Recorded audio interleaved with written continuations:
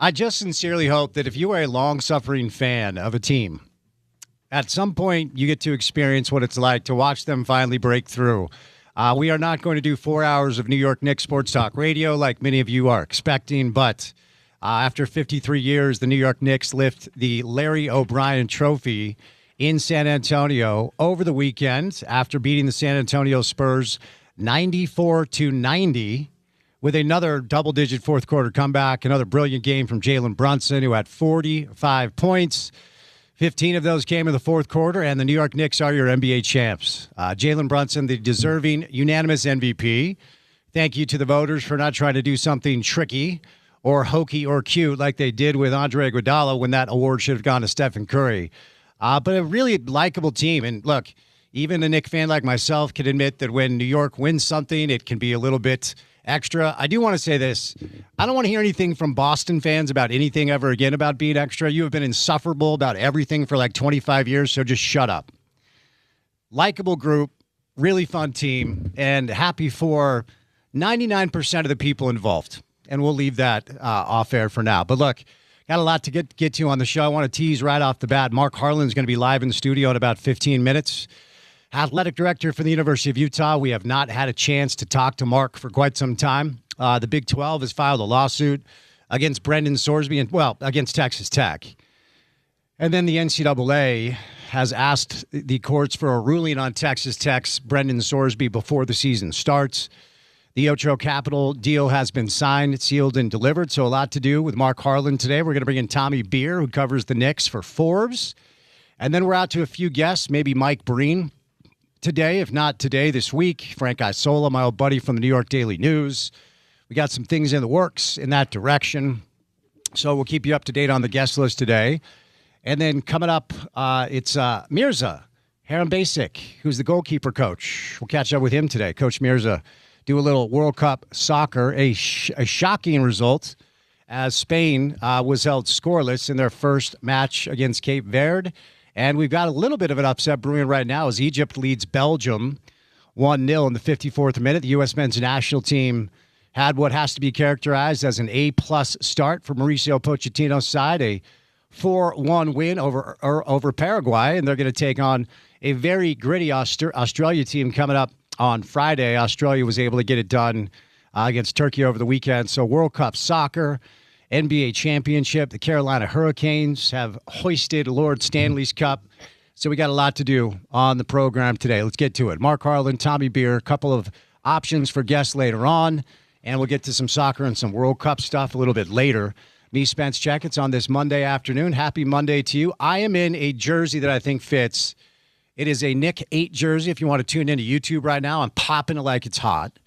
It's a Latrell Sprewell jersey, but of course, OG Anunoby wearing 8 these days. And my producer, Porter Larson, is all decked out in his Nick hat and a Nick T-shirt. Is that a personalized Nick T-shirt? What's on the back of that? Oh, it's a Pat Ewing Nick T-shirt. Good for you. Going old school. Well, look, man, you and I are both fans. And again, we do radio in Salt Lake. I understand that. So people are probably going to be a little bit sick of the Nick talk. But I hope Jazz fans experience that. It was a really, really cool thing. Tell me how your night went. Yeah. Did you say we're not doing 4 hours of New York Knicks radio? Well, unless you want Mark Harlan to break down Jalen Brunson's ISO game. Yeah, there's nothing of note in the offseason in the Big 12. Or a couple of things to get to with Mark today. But no, like you, I agree. It's a little funny that we're out here in Utah, and there's a kind of a weird little Knicks coalition, yes, with this radio show, but with some of our friends of the show as well. And we won't spend all day talking about it, but we will discuss the NBA championship. And Spence, as I think you alluded to in Crosstalk, why it may be good news for the Utah Jazz when a team, yes, they have the second highest payroll in the league. It was created that way, but they're also a team without a major star. They were built around this small guard. It's a formula of a championship team now that not only worked, but they blew through the competition. They went on a run that we haven't seen in quite some time. Not necessarily replicable in that way, but replicable in a roster-building sense. A bunch of guys that won a title together in college. Yes, Jalen Brunson even took a pay cut to assemble this team. But I think for teams that, although are not big market like the Knicks, are maybe without that star, without that superstar, even though the Jazz may have that in the draft pick, it provides some sort of blueprint in that regard, and we can tie it in there. Yeah, no, for sure. Well said. And I do watch this stuff through the prism of what it means for the Utah Jazz, so we'll get to it. Also news that Darren Peterson is only meeting with Washington, and that's all. I'm going to tell you why that doesn't matter a little bit later on. But let's stay on clock so we can get a good 30 minutes with Mark Harlan today. But before the AD stops by, courtesy of our good friends at DraftKings, it's time now for your opening tip. Now, DraftKings Sports is live in all 50 states. Yes, that means you, Utah. The whole world is watching one tournament right now. Currently, it's group stage chaos. Later on, it's going to be knockout drama, stoppage time, heartbreak. The DraftKings Sports app is now live in Utah. So whether you're catching the early kickoff before work or the late match at the bar, you're in on every minute, every match, every moment, all in one app. It's the world's biggest stage, and it's in the palm of your hand. Now, new DraftKings customers, check this out. You sign up with code ESPN700. You spend $5, and you get $200 in total rewards. That's code ESPN700 in partnership with DraftKings. The crown is yours. Event trading offered by DraftKings Predictions, a CFTC registered introducing broker. Trading involves risk of loss. Market availability varies. Excuse me. Eligibility restrictions apply. $50 every 7 days via click to claim issued in non-withdrawable prediction dollars that expire in 1 year. That ends on June the 28th. Terms, dkng.co/predictions promo. All right, Darren Peterson's only going to meet with Washington. He has decided he will not meet with the Utah Jazz. This is a story that is an absolute nothing burger. I can promise you the Angels don't give a rip. Remember all the noise around Ace Bailey potentially not wanting to live in Utah. Austin was like, I don't care. He's our best option 5. I'm taking him. So the NBA draft right around the corner, and we'll get to all the storylines pertaining to what could happen on draft night. But let me tell you, if Darren Peterson is on the board at 2 and Austin and Danny Ainge believe he's the best player, Darren Peterson will be with Utah Jazz next year. This is a nothing burger, so let me get this out of the way. All right, historic night. The New York Knicks on Saturday night won Game 5 of the NBA Finals, 94-90 over San Antonio. And Jalen Brunson, your unanimous NBA Finals MVP, very well deserved, okay? He was incredible all series long. Now, if you look at some of the advanced metrics, this is why sometimes people who analyze basketball with calculators drive me crazy. His net throughout the course of the series, he was a +2 because this was a series where Karl Anthony Towns, who had the best net for the Knicks throughout the course of the playoffs, was in so much foul trouble that Jalen had to play big minutes. He had to shoulder most of the weight.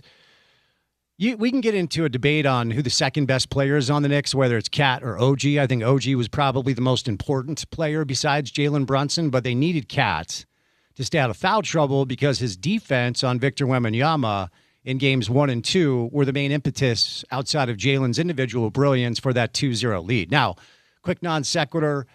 Victor Wembanyama, I think, kind of showed himself a little bit as a little bit of an immature 22-year-old that needs to grow up. Did not shake hands with the Knicks afterwards, and he was, he was petty. What's that saying the young people like to say? If you stay petty, you don't have to get petty, right? And he's brilliant. This league is going to be his. He's an incredible player, and there's so many things about him to like. But I thought he really showed himself in a way that was somewhat embarrassing for himself and the San Antonio Spurs. But that aside, if you are a Jazz fan, okay, here's why this is good news. Up until, and this is just my opinion, up until this championship, we've had one example of a team that's won a title in pro basketball that didn't have like a top 5 to 7 guy. And it's the Detroit Pistons, who, ironically enough, summarily dismissed a super team in the LA Lakers with Gary Payton and Karl Malone and Shaq and Kobe. There were some injuries, let's be clear. But Detroit handled them easily.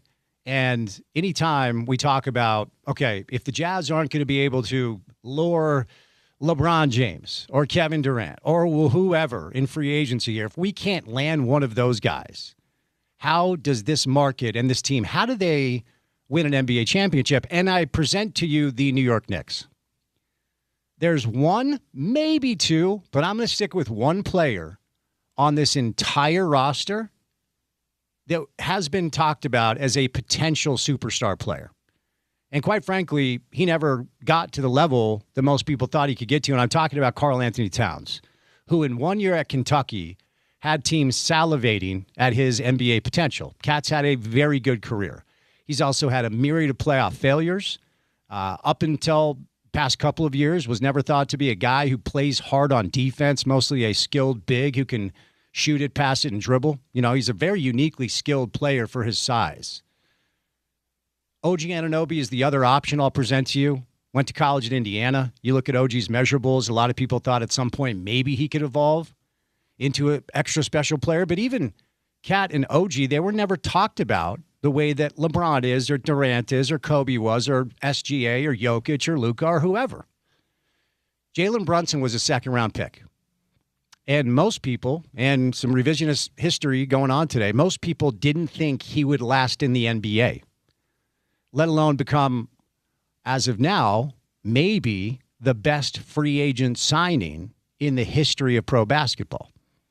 And when the Knicks signed Jalen Brunson, it all but indicated that they were never going to be interested in Donovan Mitchell. And a lot of people believed that the Knicks should have left Jalen aside and gone all in with the Jazz to try to acquire Donovan. And most people thought the Knicks spent too much money. I mean, Jalen Brunson was a 16-point-per-game player, the number 2 option in Dallas. And a lot of people raised their eyebrows, man, when the Knicks signed Jalen Brunson. Thought they overpaid. No team wins a championship with your number 1 offensive option being 6'2" or smaller. The last team to do that was Detroit, the Pistons with Isaiah Thomas. And now you fast forward to this day. And look, I don't want to do the whole like, hey, is he a top 5 guy now? No, he just was the best player on a championship team by far. And despite San Antonio's best efforts to corral him, they had no answers for him. Second-round pick, Jalen Brunson. Mikal Bridges has been traded multiple times. Josh Hart was essentially picked up off the scrap heap. Again, great trade for OG Anunoby. You cash in RJ Barrett, some other pieces. You go all in on Karl Anthony Towns, who probably is the only player out of this entire group that was thought to be a potential superstar. Former Jazzman Jordan Clarkson did not play well. Thrilled for him that he got a ring, though. Mitchell Robinson, 10 boards in backup duty. Jose Alvarado, New York native, got him for nothing. Miles McBride. This is a team that, if the Jazz are going to win a championship, this is a blueprint that, generally speaking, you can follow. And finally, I'll leave you with this, and we're going to bring in Mark Harlan coming up next.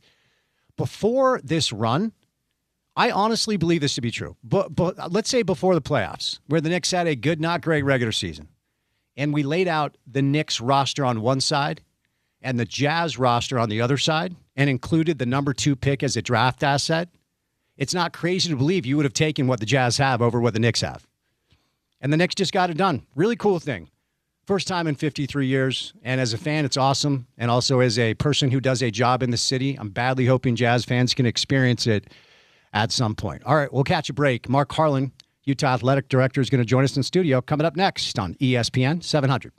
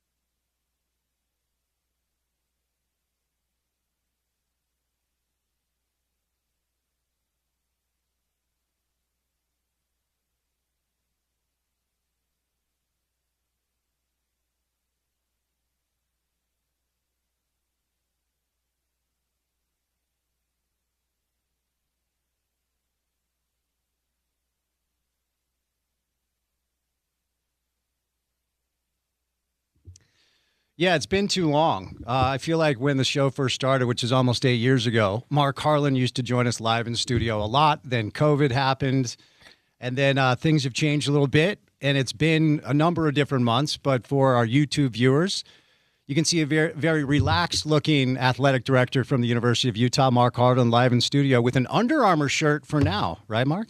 Got my Under Armour. Got my. This is actually one of my favorite shirts. It's kind of. I think it's from our golf team. It looks very comfy. They got the good stuff.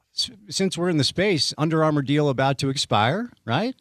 Yeah, we got another full year ahead. Okay. So we'll be with the brand all the way through the last sporting event, which tends to be baseball. They usually end off in softball, and yeah, we've been negotiating with Under Armour for, I want to say about 4 months. Okay. Dive into it. And I went back there a couple times. They came out. Kevin Plank and I know each other personally really well. I was with him at South Florida, and then when I got here, obviously Utah had him. And I think Kevin and I and his team and my team, we were just trying to figure out a lot of different things. We really wanted to have the ability to go to the open market this time with all the changes that are going on. 2 new coaches in our,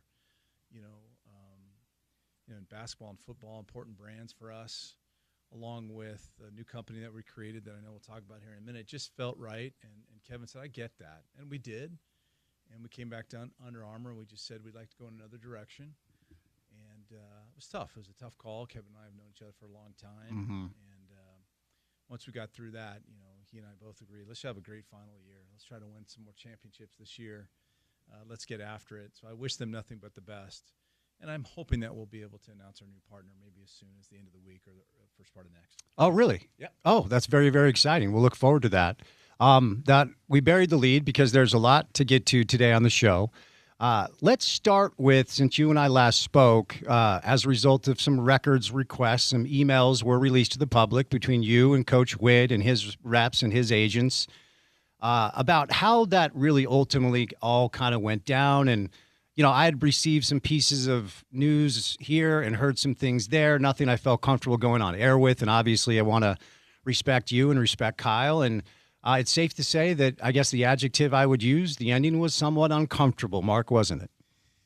Yeah, I mean, I think it's safe to say that I appreciate your thoughts on that in terms of Witt and me. I would say that the thing that's most important is that my relationship with Kyle obviously didn't end very well. We had some tough conversations, but my time with him was extraordinary.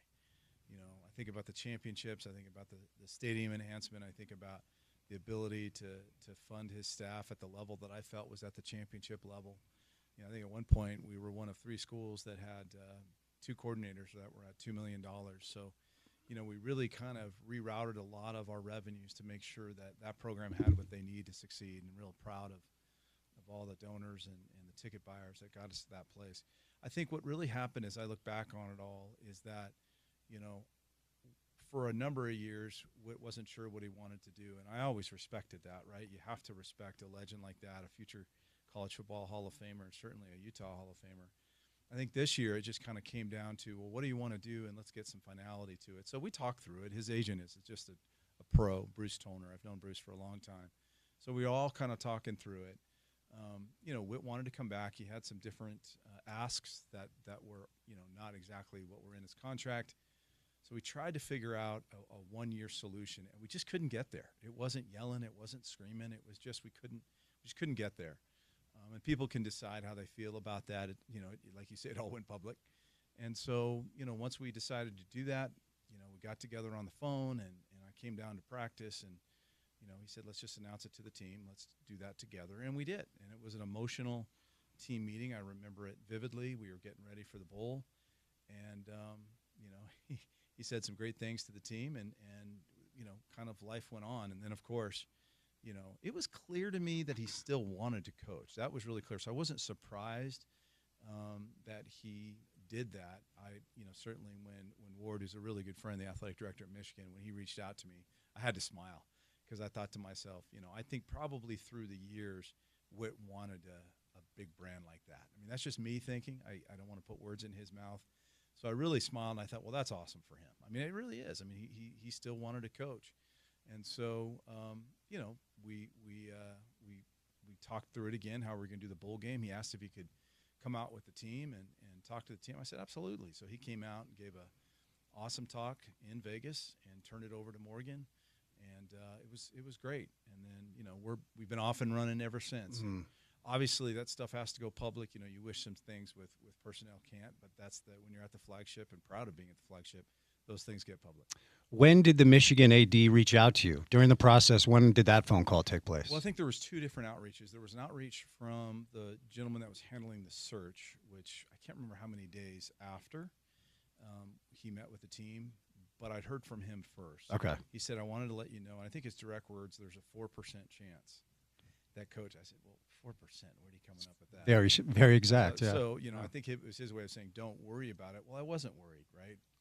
We had our conversations, but I thought, hey, that would be really interesting. And then I think Ward Manuel called me about, December 26th is when he let me know what was taking the job. So I would say it's probably like the 22nd. Okay. So I had some knowledge that conversations were ongoing. So the email you received from Witt's agent asking, again, I think most of us for the past few years have operated off the premise like this is probably it for him. It's the number one topic we get into on the show. So I would imagine the email you received that, no, he's not stepping down, and oh, by the way, he wants an extension, and oh, by the way, he wants a raise. Safe to say, did that catch you off guard? Were you surprised to get that? Well, first of all, he did not ask for an extension. He didn't really. I don't recall asking for more years. He just wanted compensation levels different what his current contract, was at, and so that's what we had to talk through. We had to talk through what it would kind of look like to truly set up Coach Scally if Witt was going to come back for that year, and we just went back and forth, and we agreed to a lot of it. We just couldn't agree to all of it, and that's when we just kind of came together and said, well, that's just not going to work. Yeah. So the last thing, then we'll move on here. The counter offer for the 1 year, where essentially Morgan is heavily involved, if not the guy that's making the final call, and a rep from the athletic department would exist in the football building. I read that as like you had to believe that there was no way Kyle was going to agree to those things, right? If you read it just on its face, I can see why that looked heavy-handed. It really wasn't intended to be. We were actually, now with the rev share and all of the things that are going down and trying to negotiate with agents, that was really the intent of that, to move our people that handle all that stuff down there. That's really what that intent was. We're even looking at doing that with Morgan right now, talking through all that. So, but I see how that came off publicly that way, but it really wasn't the intention. I think the intention was to get Coach Scally heavily involved in the selection of players and the process for the team that will be built during this final year. Yeah. And as I told Paul, I mean, the way I've covered it on the show, and I know because you listen for 4 hours every day, Mark, which I appreciate. I'm happy for Kyle, and I'll be cheering for him in Ann Arbor, but I believe it's Morgan's time. Well, it is Morgan's time, whatever we believe. And I also want to tell you, I'm happy for Kyle. And I'm as I told Ward, I think he's going to go out there and do a terrific job. Yeah. He's done amazing work. They needed somebody with high integrity in that role. That was made very clear to me in my conversations with folks there. And that's what they got. Integrity, incredible family man. And Michigan has that certain toughness that I think Utah carries too.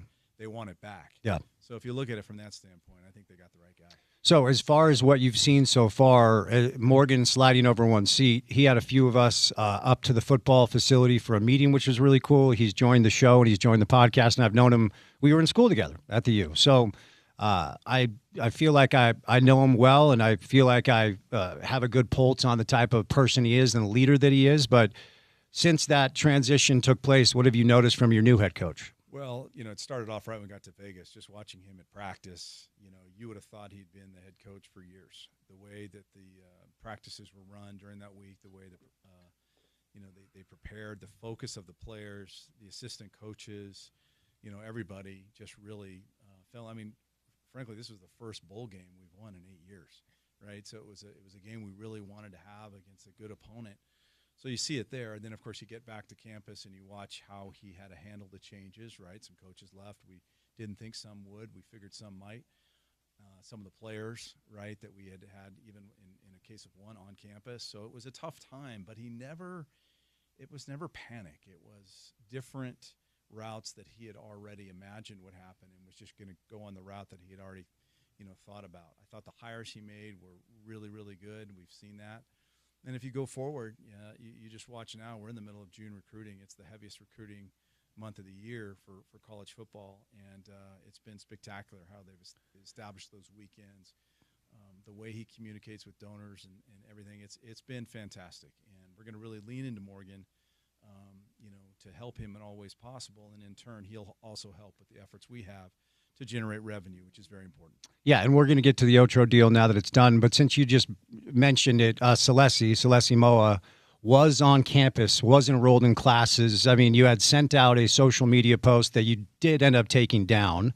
What happened there? Can you shed any light on that? Well, for me, obviously, it was taken down because I saw the reaction to it, and I don't want to do that. That's inappropriate. So I'll take ownership of that.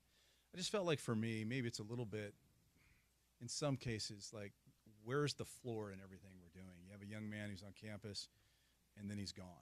He's been a part of our orientation, and I'm not coming down on him. It's the rules. It's allowed. And, it just gets back to where we are as an industry. Can you imagine in the NFL someone starting off in training camp and being there for a week and a half and then just being gone? Where'd he go? Outside of two organizations working on a trade. So, it is what it is. I wish him the best, too, because he's a great young man, too. But what Morgan really figured out in this whole process is there's really one or two ways you can do this. You can get really angry about it, or you can just go to work and find the best students and coaches that want to be here. Yeah, and look, when I found out that it was Michigan, I wondered aloud on the show, who's going with them? And I was asked on television, who do you think goes with Kyle? And I said, whoever he wants, because that's the nature of the job. Were you surprised at the number of coaches and players that ended up following Kyle Tann-Arbor? No, and there's others that I think would argue your premise, right, that really love being here. Uh-huh. And they know what we have here, and they know we have a chance to do great things as we've done in the past. I don't think anything really surprises me anymore. Mm-hmm. I know Michigan's a big brand, so any of those guys that win, I understood. Yeah. Without question. So speaking of rules, I don't even know where we're at with some of this stuff as far as being able to enforce it. I know the NCAA has been thrown out of court and called a serial antitrust violator and told to go figure it out, and then their ability to enforce rules is taken away from them. But if there's one thing I think anybody who has been in the ecosystem of sport or follows it or covers it has always been under the impression like you cannot bet on this stuff. If you are a player and you are a coach, you cannot bet on the games that you're involved in.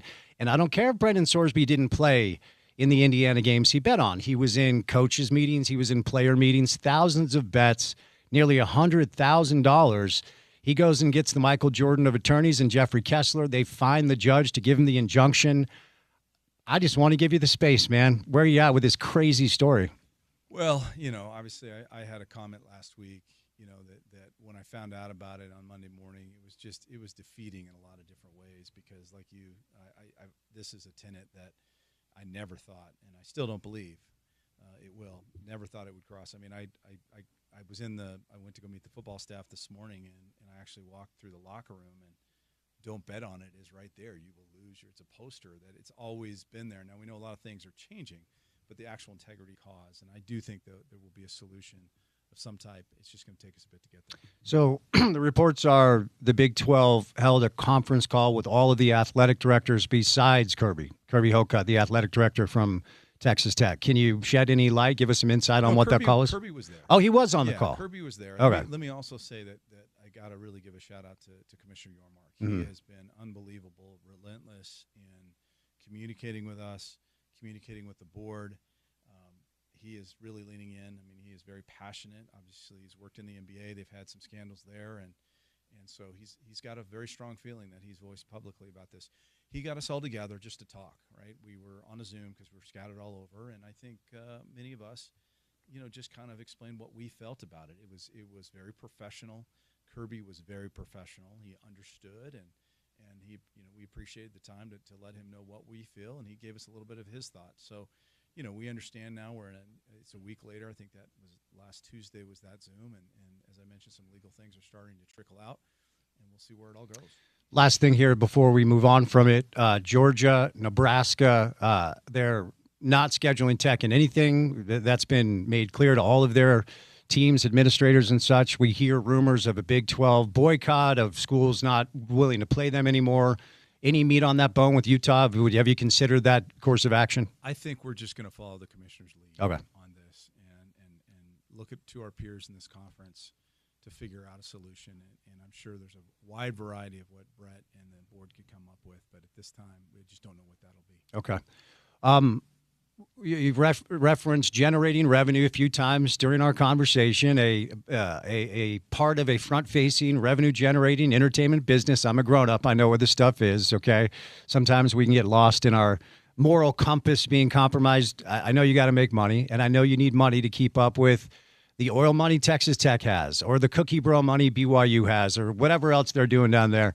And look, I think it's probably safe to say if you had a very affluent alumni base that was willing to write checks the way some other schools have at their disposal, private equity would not be a necessity. But that's the route you guys have chosen to take. The Otro Capital deal is now signed. Mark, tell us where you're at with it right now.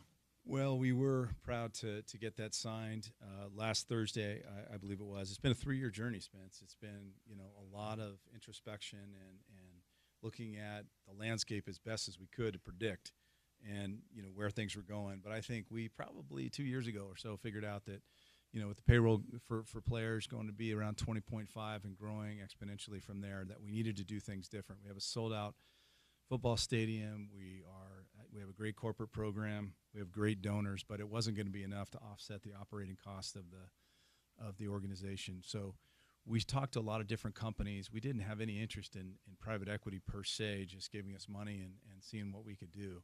But we were interested in folks that maybe had a type of a situation where we could have operators come in and really assist us. So when you fast forward, we've created a new company, Crimson Brand Partners, CBP. So all the revenue generators will go in there, outside philanthropy. That'll stay with the athletic department. We're bringing in Matt Webb, very accomplished young man, to be the president. And, I'm sure everyone saw the release. He's the former very high up at the Saints and the Pelicans. And he's, populating a vice presidential team that's really, really impressive. From baseball to NFL and certainly others that have been in college. Moving over with them is a lot of my really solid revenue producers as well. So the company will be about 60 people when it's all said and done. So a big part of this was, well, from the get-go, we just want to get better, right? We brought in Patrick Nolan. He's the CRO from Notre Dame. He got here. He was here for 8 months. The first thing he tried to do is try to get all these different units that are around campus, not just athletics, who are part of putting on football and basketball, get us together. We're kind of in different directions. They did a study, which the Tribune got their hands on. Not sure how they did that, but it's okay. And it showed that there was confusion. There wasn't really a lot of alignment. So, it's what we had been sensing for a while. We really needed to come together on one roof, get our North Star, taking care of our customers, generating revenue, that we can, be champions in the classroom and on the field going forward. So where we stand today is that group is starting to arrive. We're looking forward to them all getting here. We've got a lot of work to do ahead. And I'm excited about where things are. Last thing I'll say is all through the negotiations, we were very clear from a governance standpoint. The Crimson Brand Partners has nothing to do with any decisions we make on coaching or recruiting. They will be handling the payroll for the student athletes, but that just comes to us, and then our GMs, myself, coaches, we decide how it's distributed. So they don't have anything to do with that, but they are going to combine all of the assets, commercial assets at the university, not just athletics, all the concerts. They'll be running stadium. They'll be doing all the things, none of which athletics has had before, and come together as one. So I'm really excited to see how it all plays out. So you referenced the study that the Tribune did get their hands on. One of the quotes was, quote, "We solve problems, but we never fix systems. Leadership wants excellence, but there's no infrastructure to get us there." And then some other comments about tickets given out, revenue being left on the table. First of all, this is why you do these studies, to identify where you need to improve. But tell me how you digested the study and what you're going to do to maybe try to improve in those areas. Well, I told Patrick I thought it was great. I wanted him to know and remember, we not only had athletic department, but we had other revenue units. And you could see there's some general disappointment. And the leaders of those different units, some of them were new and some of them were just trying to figure some things out. the ticket part was interesting because, they didn't get into the football tickets, but they looked at arena tickets. Mm-hmm. And we have had some back and forth about gymnastics, how much should be free and how much shouldn't be free. So I think those people were probably more referring to gymnastics, and we'll continue to look at all that stuff. But listen, I saw the report. I said, that's how you got, you got to get better. If you don't look introspectively at what you're doing, then, I don't know what you are doing, right? And so I was proud that Patrick did the study. I felt bad for him that someone betrayed it and turned it over. It is what it is. But the good news is a lot of those folks are now going to be in the new company, or they'll be back with us in fundraising. And that's where I wanted to go next. Of course, the news was released a few weeks ago that I don't know how many employees were, I don't know if you want to say laid off, fired, terminated, or whatever the private equity term is for those decisions. And then I've been told now by you on air and others off air that the hope is the majority of them, if not maybe all of them, will get their jobs back. Can you shed some light on that? Yeah, this again had nothing to do with private equity in terms of OTRO. This had to do with the fact that the jobs that are currently at the athletic department are being moved over to Crimson Brands Partners, so they no longer. So that's a state side. They call it RIF, which is a position elimination. So those folks then interview because they got to fit into what Matt's trying to build, right? And we've already seen some that are going over and some are interviewing. Of 190, something like that, people we have, I'm not going to minimize anything because every person is important. You're talking about 14 to 16 people in the revenue-generating jobs. And I do hope that most of them will make it, and some that don't, will help them land someplace else. But it is part of the process. And, the one thing we're not first at, we're first at bringing in private capital and creating this asset now that is coming out of our revenues that we can, do a lot of things with in the future. But a lot of universities, I think we're over 20 to 25, have created these new companies. And the same thing happens. You have to move those folks over. Some make it, some don't.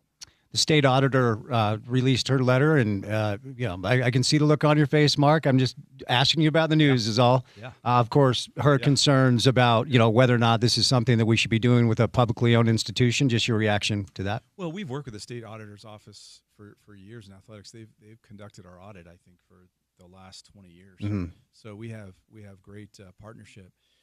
I think that's her job, right? This is a public thing, and she's looking into it. We've had a lot of offline conversations between the university, our folks that are doing all the hard and dirty work on this deal, and those conversations will continue and be ongoing. But we're not going to do anything that's outside of the state purview. We had long conversations with governmental leaders through this whole process, and we will continue to do so. So I have several people in my life, family members, friends in private equity. Okay. As I've said a million times, not all private equity is created equal, but whenever people hear private equity, their initial reaction, I think, is fear. What is this going to mean for my consumer experience? What is this going to mean as a Ute fan that has had season tickets for 40 years or saves up to go to 2 or 3 games a year? First order of business when the revenue is received, Mark, can you shed some light on where the money is going to go? Are there plans to change, I'll say improve the consumer experience, but therefore make the consumer experience more expensive for patrons that go to the game? Can you kind of walk us through that dynamic? I think that's, first of all, I totally agree. I mean, you say private equity and folks there's just a gag reflex. Yeah. I joke with that with the guys at Otro and the team there. So really our job is to continue to educate, especially when they get here. I want them to do some town halls. I want them to be very available. I don't want them to be some group that's hiding behind a wall. Again, big part of this was trying to figure out revenue solutions for us going forward. Sure. We're leaving things on the table. We're not on the same page. You had a corporate sales group on campus. You had an athletic sales group. We were running into each other. You can't have it. So a lot of this is just getting organized to a way. Now, tickets have been raised every year. We've had a tremendous amount of football success. So we're always going to see some of that, but we also want to make sure that we're adding more back to the experience. They have some CapEx responsibilities that we're going to work on. We're going to look at the basketball arena. They're going to lean in and help us a little bit, but that's out for right now. But the football, I think, right now is just trying to find out what things can we do that we don't currently have. Is there some bunker suites that we can create down there, like our friends down at the Jazz did, which a lot of our donors, a few of them have those. They talk about that experience. We saw in the Big 12 this last year a lot of field suites. We're looking at that in the north, just to create something low that, we don't block people's view, but just things like that. Concessions is a big part. They're going to oversee concessions too. We got a lot of quality, I think, that we can improve there. So that's what we're trying to do. I know the initial reaction is, well, everything's going to cost more. Well, I can't say it's not going to cost more, but what we want to do is make sure that we have more people on the process. You know, we're gonna almost double our size of people that work on these things, and they're all going to report to one person. I'm the chair of that board, so we'll work very closely together in my team, and we'll just see if we can't provide a better experience. That's a big part of it. I mean, listen, going to Huntsman is hard right now, right? Alex and Wes and that group are going to do everything they can, but you know, I think we saw some improvements on things that we did, but we need to get a lot better for people's experience in there going forward. These guys can help with that. For sure. And, you know, again, to be very reductive and basic about a private equity investment, they find an asset that they believe in, an asset that they believe can at some point pay dividends, sometimes a distressed asset that they infuse capital in, make some personnel changes, change some things here or there, and then at the end of the day, expect to make money off their original investment. It's not that complicated. So as far as, you know, kind of seeing around corners, which is what leaders have to do, and you look at 5 to 7 years down the road when the expected return is going to be asked for, is it open rights media deal? Is it all the improvements we're talking about to generate more revenue? Is it a Big Ten invite at some point? Well, I you know, as far as the exit and everything, everything you're saying, I'm not going to argue with. Right? I mean, these guys aren't coming in here to lose money, and they're certainly not coming to keep it flat. Otherwise, they spent 3 years negotiating with us. We just, in all our modeling, and I've never modeled anything this as much in my life with all the people that we work with, I'll just tell you that we believe the lift will be such that we will far exceed what we could have on our own, right?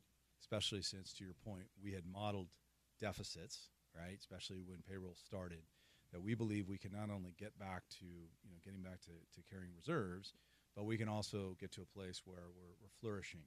You avoid me going in and knocking on President Randall's office, begging for things that really are probably better spent in other parts of campus. We did not want to touch student fees. I mean, there's a host of reasons why we went into this. And if it's a good deal, both parties win. You know, we have government rights, we have board majority. We'll be able to handle any nefarious actors, which I don't think at all are here. So we feel like we've covered a lot of our bases, but now it's time to get after it. Last thing before I set you loose, I reference kind of tongue-in-cheek the Big Ten. I'll ask you another question that's impossible to know, but, you know, as a guy that's in the ecosystem, I'm certainly interested in your thoughts. What does college football look like in 5 to 7 years? Yeah, it's really interesting, right? And I wish I had a better feel for what the federal government's going to do over the next 60 days. You know, we keep hearing these different things. Obviously, the markup of the Senate bill is Thursday. Will it get through, and what adjustments will it have in the House? And if this doesn't happen, then it's done, right? We are what we are until we can figure out a way to manage all these different state attorney generals and these certain judges. So it's difficult to predict. Where I come on this is my job, Taylor Randall's job, our donors, our board, is we have to kick ass in this league. We haven't gotten to the championship in football yet. We are performing slightly under overall than what we did coming in to the league over the last 2 years. I think our second last year and our last year we went out 12 or something league champions. So we have come into the league and it's like, okay, right? I think in this third year, coaches are starting to figure out, I'm trying to figure it out. We've come a long way in understanding travel. I am so focused on right now. I just want to make sure whatever happens, we're there. I'm very convinced we will be, but I want to make sure that, let's not talk too far about all this stuff when my job is to make sure we're as good as we possibly can be. And with that in mind, I will let you leave after this, though. I think football fans, hardcore football fans, that's really their deal. They see $500 million in capital and say, we're going to go buy a quarterback. The reality is, again, Texas Tech, BYU, in your league, the two big spenders, and then throughout the landscape of college football, we could go over the Ohio States and the Michigans and everybody else. Is this capital infusion something that will help you keep up with your peers concerning NIL? I think what we've done, even regardless of that, over the last 13, 14 months has been pretty extraordinary. It's just you get labeled as not having enough. I mean, I just challenge people to look at our football players that we have retained over the last few years. I mean, we retained 2 quarterbacks. Those guys are great, but you know what? They're getting paid too. Yep. And, we're doing it by the board. I know that frustrates some of our folks, our hardcore folks, but that's just the way this university is. That's the way the trustees and the president and I are going to run it. We're going to turn in our NIL deals. If they're not right, we'll fix them and do them again. It's not a capital problem that we're having when it comes to player compensation. We've been able to retain a lot, and Alex and Wes have had a lot more to play with this last year because of different systems that we're learning. And I think these guys will come in and they'll help with all that. They're going to be a big part of helping us with NIL too. You better believe it. And as far as the upfront capital, that's for the president and I and the trustees to figure out what's the best way to move forward. We don't want to do anything but make the Utes better. And the thing I'm most excited about is how our annual revenues can go up. That's really my focus. We'll figure out what we're going to do with all that at the right time. Well, if you need a fourth of the country club, you still have my cell phone, all right? Can I say one thing to Please you? do. Yeah, go ahead. You just mentioned somewhere in the interview that you've matured. What did you say? You're an adult? I'm an adult, I think. I try to be at least. In a Nick jersey right now, well, and my hat on backwards. A kid would have worn that same jersey without the undershirt on. You would have come in just full bare skin. But look at you. You've got your, what is that, a hoodie thing on? This is a hoodie. It's a black desert hoodie. It's my golf hoodie. Yeah. I'm going down there this summer. Oh, you'll love it. So you look great, and Porter's in there wearing all his stuff too. So it's a fun day. I was thinking about you. Congratulations. It's good to see you, Mark. Thanks for your time. Thank you. All right, Mark Harlan, Athletic Director of the University of Utah. We'll catch a break. More next on ESPN 700.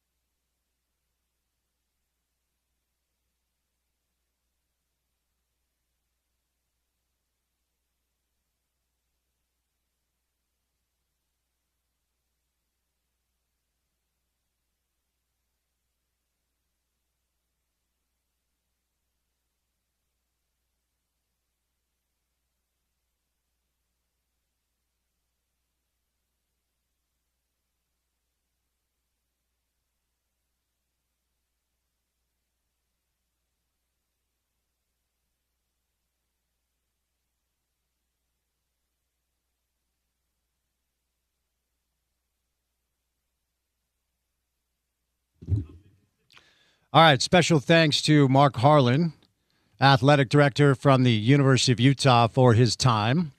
If you missed that interview, we covered a lot of stuff. It was about 32 minutes. Check out our podcast page or the website, ESPN700sports.com. But our next guest has joined us throughout the years, but it's been quite some time. He covers the New York Knicks. And yes, we are going to talk about the Knicks here in Salt Lake City. My friend Tommy Beer is back on the program. What's up, Tommy? How are you, man?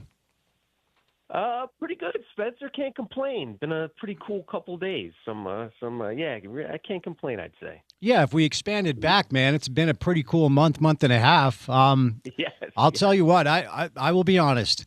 I never thought I'd see it. I never thought I'd see this team win an NBA championship, and I'm happy for 99% of the ecosystem. Maybe I'll get there with the owner at some point.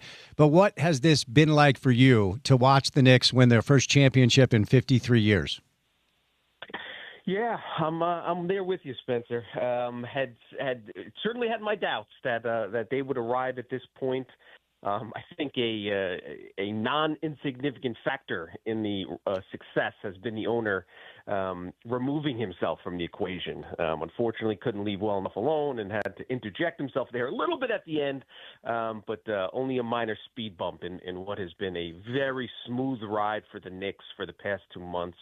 As you noted, I was a little bit higher on them than most, to be honest. I was very surprised that they were, I don't know, I think Vegas had them like third or fourth best odds to come out of the East. Surprised that, some folks were picking the Hawks and then some folks were picking the Sixers. And even after their domination in the first 2 rounds, plenty of folks said, the Cavs can give them a real run for their money and, they should be. Going into the finals, still were considerable underdogs, even after they steamrolled through the Eastern Conference. Even after the first 4 games of the finals, they were 5.5-point underdogs going into Game 5. And I understand it's Wemby and home court and all that other stuff, but maybe that's just the way they like it. This team, a really special group of guys, a very, very likable team of personalities. One of the rare teams that the sum is bigger than their parts. They pick each other up. When one struggles, somebody always tends to come through. And what we witnessed was one of the more incredible, postseason stretches that I've certainly seen in my lifetime. Winning 14 of their final 15 games, 9 straight games on the road, multiple 20-point comebacks in the second half. This is stuff we don't see, stuff we've never seen. So it was special to be around it, and it was really remarkable in many respects. There were some people that didn't even think Jalen Brunson was a pro, and when it comes to the whole cliche of maybe this kid is just a winner, I don't know, man. If you look at what he has done always, I mean, he won a state championship in high school. Yes. He won a couple of national championships in college, and now he's an NBA champ. And there's nothing about it, Tommy, that actually makes sense. Okay, you know what I mean? He was not supposed to be this guy. He himself said he didn't think he would be this guy. His own father, throughout the course of his run, has been like, I never thought he was going to be anywhere near what he has become. How do you characterize the 4-year growth period that you've seen from Jalen Brunson in New York? Yeah, and of all the factors and all the pieces and all the players and all the things that went into this, none bigger than the day the Knicks signed Jalen Brunson. Certainly, a certain group of folks that didn't think that he had this in him was the Dallas Mavericks front office when Rick Brunson went to him, before he became a free agent, and said, "We'll do 4 years for $55 million." And they said, "Hold on a sec, let's give it some time." And obviously, when the Knicks signed him for a $100 million contract, many people, called that an egregious overpay. And all the kid did was put his head down, said, "I'm not a savior." As of 2 weeks ago, said, "I'm not a superstar," and just decided that he was going to do everything in his power to reestablish the Knicks. The first step in that was just kind of transforming the franchise from laughing stock to contender. That was kind of getting over that hump. A lot of credit to Tibbs and Julius Randle and Dante DiVincenzo, some guys that Isaiah Hartenstein played a role. That kind of they laid the foundation, along with Brunson, and then they brought in Hart, who kind of really was the heart and soul of this team, and obviously Mikal Bridges and Cat trades were the final pieces in the puzzle. But it doesn't happen without Brunson. They don't finish the job without Brunson. And, it's just a reminder to, I guess, to us, to everyone out there, to basketball players, to accountants, to lawyers, to, teachers. You can, do your best at your job. Try to get better every day. And who knows where you'll end up. Brunson had that belief in himself and that maturity. You could tell that he was raised the right way. And as stark as the contrast was in terms of efficiency and production in the fourth quarter between him and Wembanyama, the supposed, future face of the NBA, just as much as the off-court stuff and the flagrant fouls and the taking responsibility for losses and walking off the court without shaking hands, you could see there was a definite contrast there. So, Wemby has some growing up to do, and Brunson had grown up coached by really great teachers and mentors, starting with his father, Jay Wright at Villanova, during his days in Dallas, Tibbs, and then finally Mike Brown here in New York. And it all came together at the right place at the right time. As Mike Breen said it best, someone who was born to play basketball and born to play basketball in New York. And, it's funny, if you go back and look at that draft, back in that 2018 draft cycle, he was the fourth player from Villanova selected. Of all the Villanova players, Jalen was the last one picked in the second round by the Dallas Mavericks. And, when the Knicks decided to give him that contract, Tommy, as you know, the Knicks received a lot of criticism. Like, that's too much money for him. Or like, wait, Donovan Mitchell wants New York. He's better than Jalen. Go get him from Utah. And I've heard a couple of people over the past 24 hours or so call Jalen Brunson now the best free agent signing in the history of basketball. Now, that's a little bit hyperbolic in this moment, prisoner of the moment, but we also need to point out he left over $100 million on the table to fill out this roster. Nobody does that, Tommy. You know that. Nobody does that. That level of selfishness was unheard of, and really, I don't even know if it's hyperbole. We are. Yes, you got.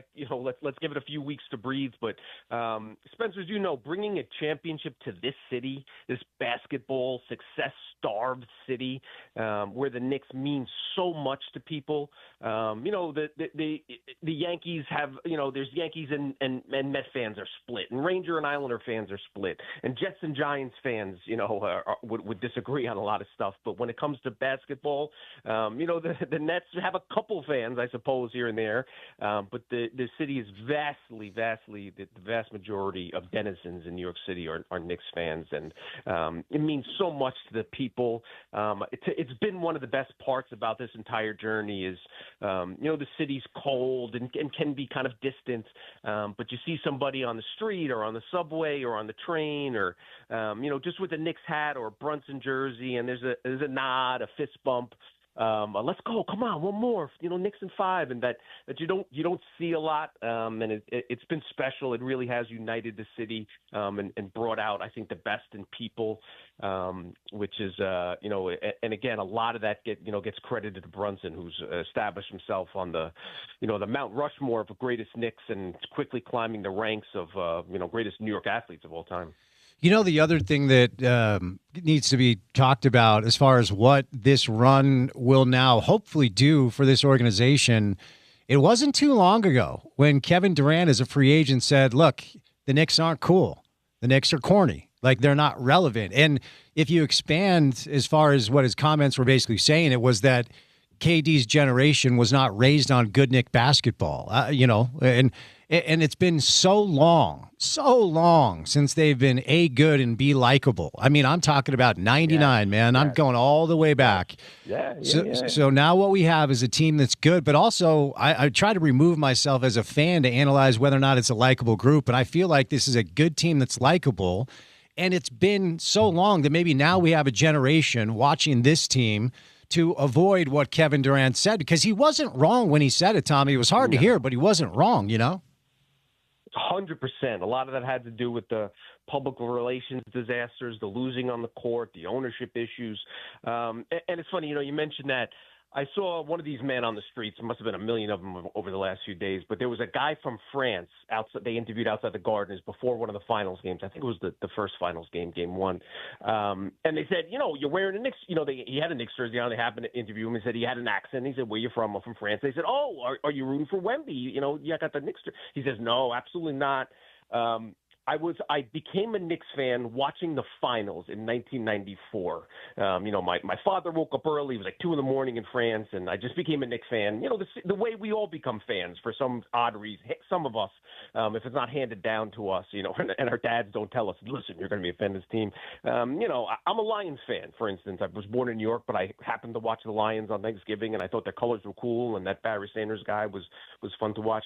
So for whatever reason, I say that to say that this Knicks fan, talk about the international, expansion of the game.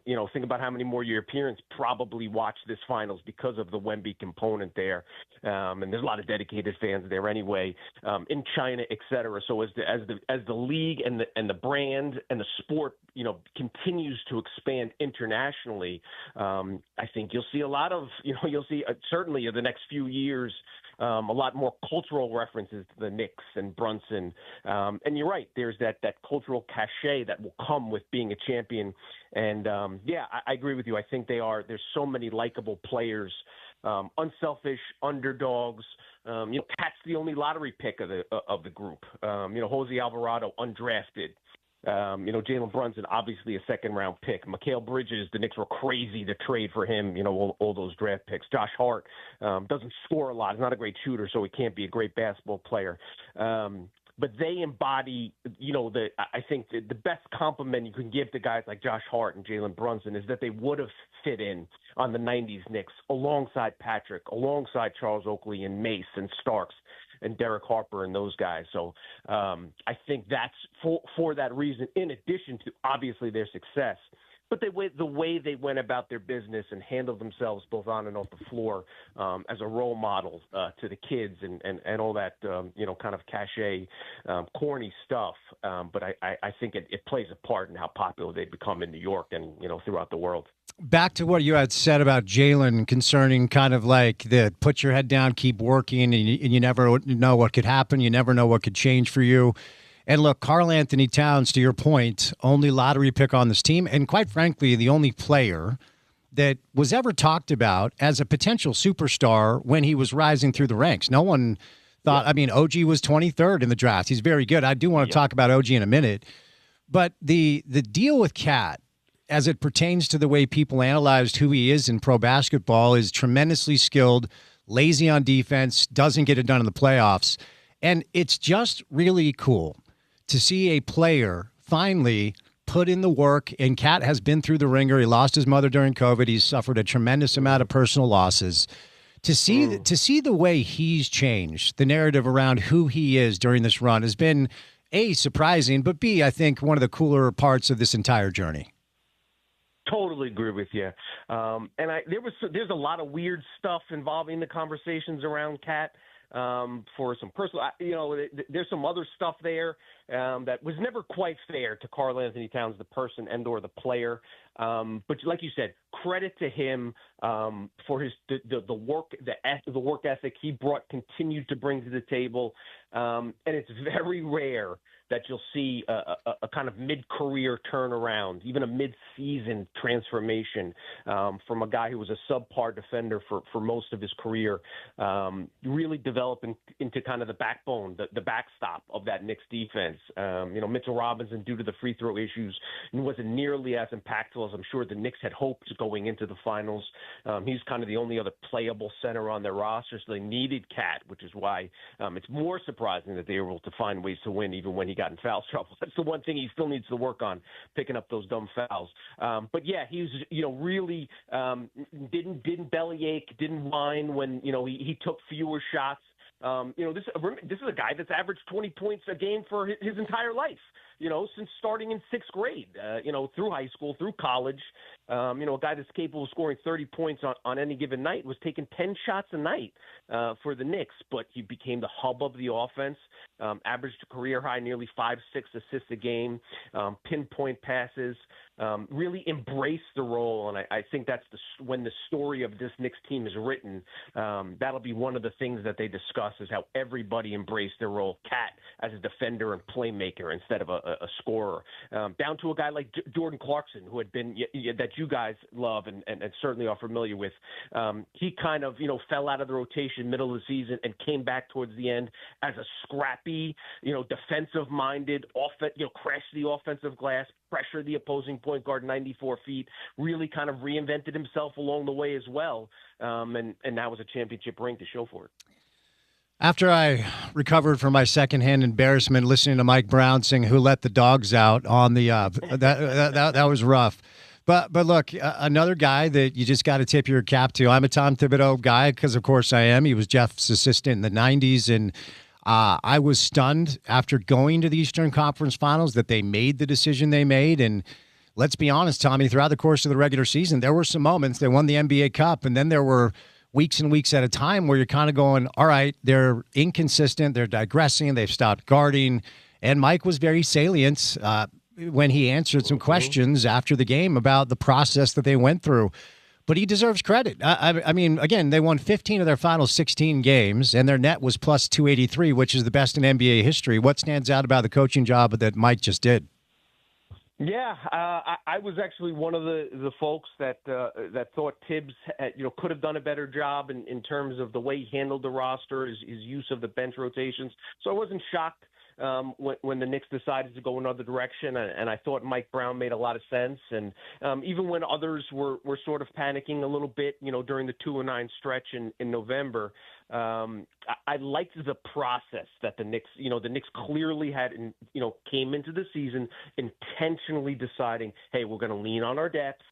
We're not going to run the starters into the ground. A guy like Josh Hart went from the league-leading 38, 39 minutes a game down to 30. Mikal Bridges only 32 minutes a night. Cat 30 minutes a night. Jalen Brunson a manageable 33 minutes a night. And I think it paid dividends not only in the regular season when the bench unit started to find some cohesion and some rhythm. There were some bumps in the road when you're not. The beauty of Tibbs, whether you love him or hate him, is he treats every second of every quarter of every game like it's a game 7 of the NBA Finals. That's preseason, that's practices. And you need a guy like that to kind of turn around the culture of a losing franchise. But then Mike Brown came in and said, okay, we're going to reassess things here, and we're going to keep the bigger picture in mind. So we're going to give guys the night off if they, on certain back-to-backs. And we're not going to play guys in the fourth quarter when we're up, double digits. If it comes back to bite us, it comes back to bite us. And I think that really paid dividends. Not only, you saw it in the fourth quarter of what was it, game 2, when Alvarado came in and played the final 8 minutes with, Josh Hart was on the bench. He came in for Bridges because those guys had spent, him and Landry Shamet had spent time contributing during the regular season, towards the end of the regular season, and had familiarity with each other. And obviously the Knicks were healthy. They closed out the season. If OKC has Jalen Williams and AJ Mitchell on the floor, and even though obviously a lot of that's luck because OKC prioritizes the bench the same way the Knicks did the season, but I think that the Knicks kind of felt in their mind, okay, we got away with it last year. We didn't have too many significant injuries, but let's not take that chance again. And I think Mike Brown deserves a lot of credit because it's easier said than done. It's easier to push the panic button when your career's on the line, because if he gets fired from New York, how many opportunities does he have left? But I think him and Leon Rose and the medical staff came into the season with this plan. They followed it through, and now they have some jewelry to show for it. So while Jalen is the MVP and he's the captain and he's the king of New York, I was in the building when Ewing's tip in to be the Pacers, for Stark's dunk against the Bulls, LJ's 4-point play against the Pacers. I was in Miami for Houston's miracle leaner, and we will add OG Anunoby's tip in to that list as moments that will always be remembered by Knick fans. And, of course, that's in a vacuum. But if you pan back, they do not win this ring without OG Anunoby. I'll tell you that much. 100%. You could, going into Game 5, you could have made a very strong argument that OG Anunoby, if they voted on the MVP after Game 4, not just because of the tip, but his two-way impact, his incredible offensive efficiency. I still don't think I can't remember OG missing any of the corner three-pointers he took over the last 2 months. And for him to score 20 points per game, about 55% from the floor, is remarkable when you consider the fact he's twice as valuable on the defensive end. The number of the players, and credit to Mikal Bridges, who as well, in a similar respect. But yeah, the number of guys that he helped lock up, everybody from Wemby to Tyrese Maxey, whoever he switched onto the perimeter, Harden or Donovan Mitchell, to Mobley, to Jared Allen. There's nobody, very few players in the league that have the type of defensive versatility, the quickness, the strength, the combination thereof to guard all those guys. And OG did it incredibly well. When the Knicks were struggling offensively, gave them plenty of points, especially in the finals. So OG will, yes, not just for that shot, but for his play and production during this incredible run, will always hold a special place in Knicks fans' hearts. All right, Tommy, of course, the conversation has to turn into, let's not get greedy here. Okay, we'll take what we just got, but how sustainable is it with this group? Mostly everybody comes back. Mitchell Robinson, who is going to be a key piece because of Cat's tendency to get in foul trouble, is a free agent. So is Jose Alvarado.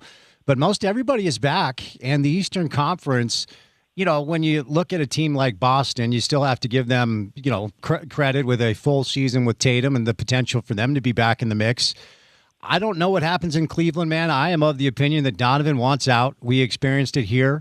I don't think that it's sustainable with them for them with him is what I should say.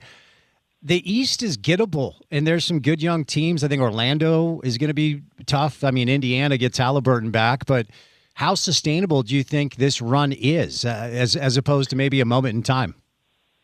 Yeah, no, I definitely think it's sustainable. As you mentioned, Detroit's obviously going to be up there. Pacers will be fascinating with Zubac and Halliburton. They got burned a little bit by trading that draft pick, and it's fallen to 5. But that it is what it is. But yeah, listen. With the team, as you mentioned, plus 283 in the postseason is something we've never seen before. And it's something that I had kind of reiterated to Knicks fans when they were panicking in October, or just nervous in October, or and then panicking in December and January. When the Knicks play their A game is better than any other team in the Eastern Conference A game. So, and I see no reason to change that. Certainly see no reason to change that opinion at this point. They need luck. They need to stay healthy. But they're going to bring most of their guys back. We'll see what happens with Mitchell Robinson. I think him being, his free throw shooting, I think obviously is going to cost them quite a bit of money. That may make it a little bit more, feasible for the Knicks to bring him back. Landry Shamet as well, somebody they'd like to return. But the Knicks have an incredible front office. Lots of credit to Leon Rose and Brock Aller, the capologist there, and obviously Worldwide West pulling strings. They've really figured out this whole new economic landscape of the NBA, which is incredibly valuable to have that inside your building. So it looks like I suspect that they'll exceed the second apron for the next 2 years and then have to reset after that.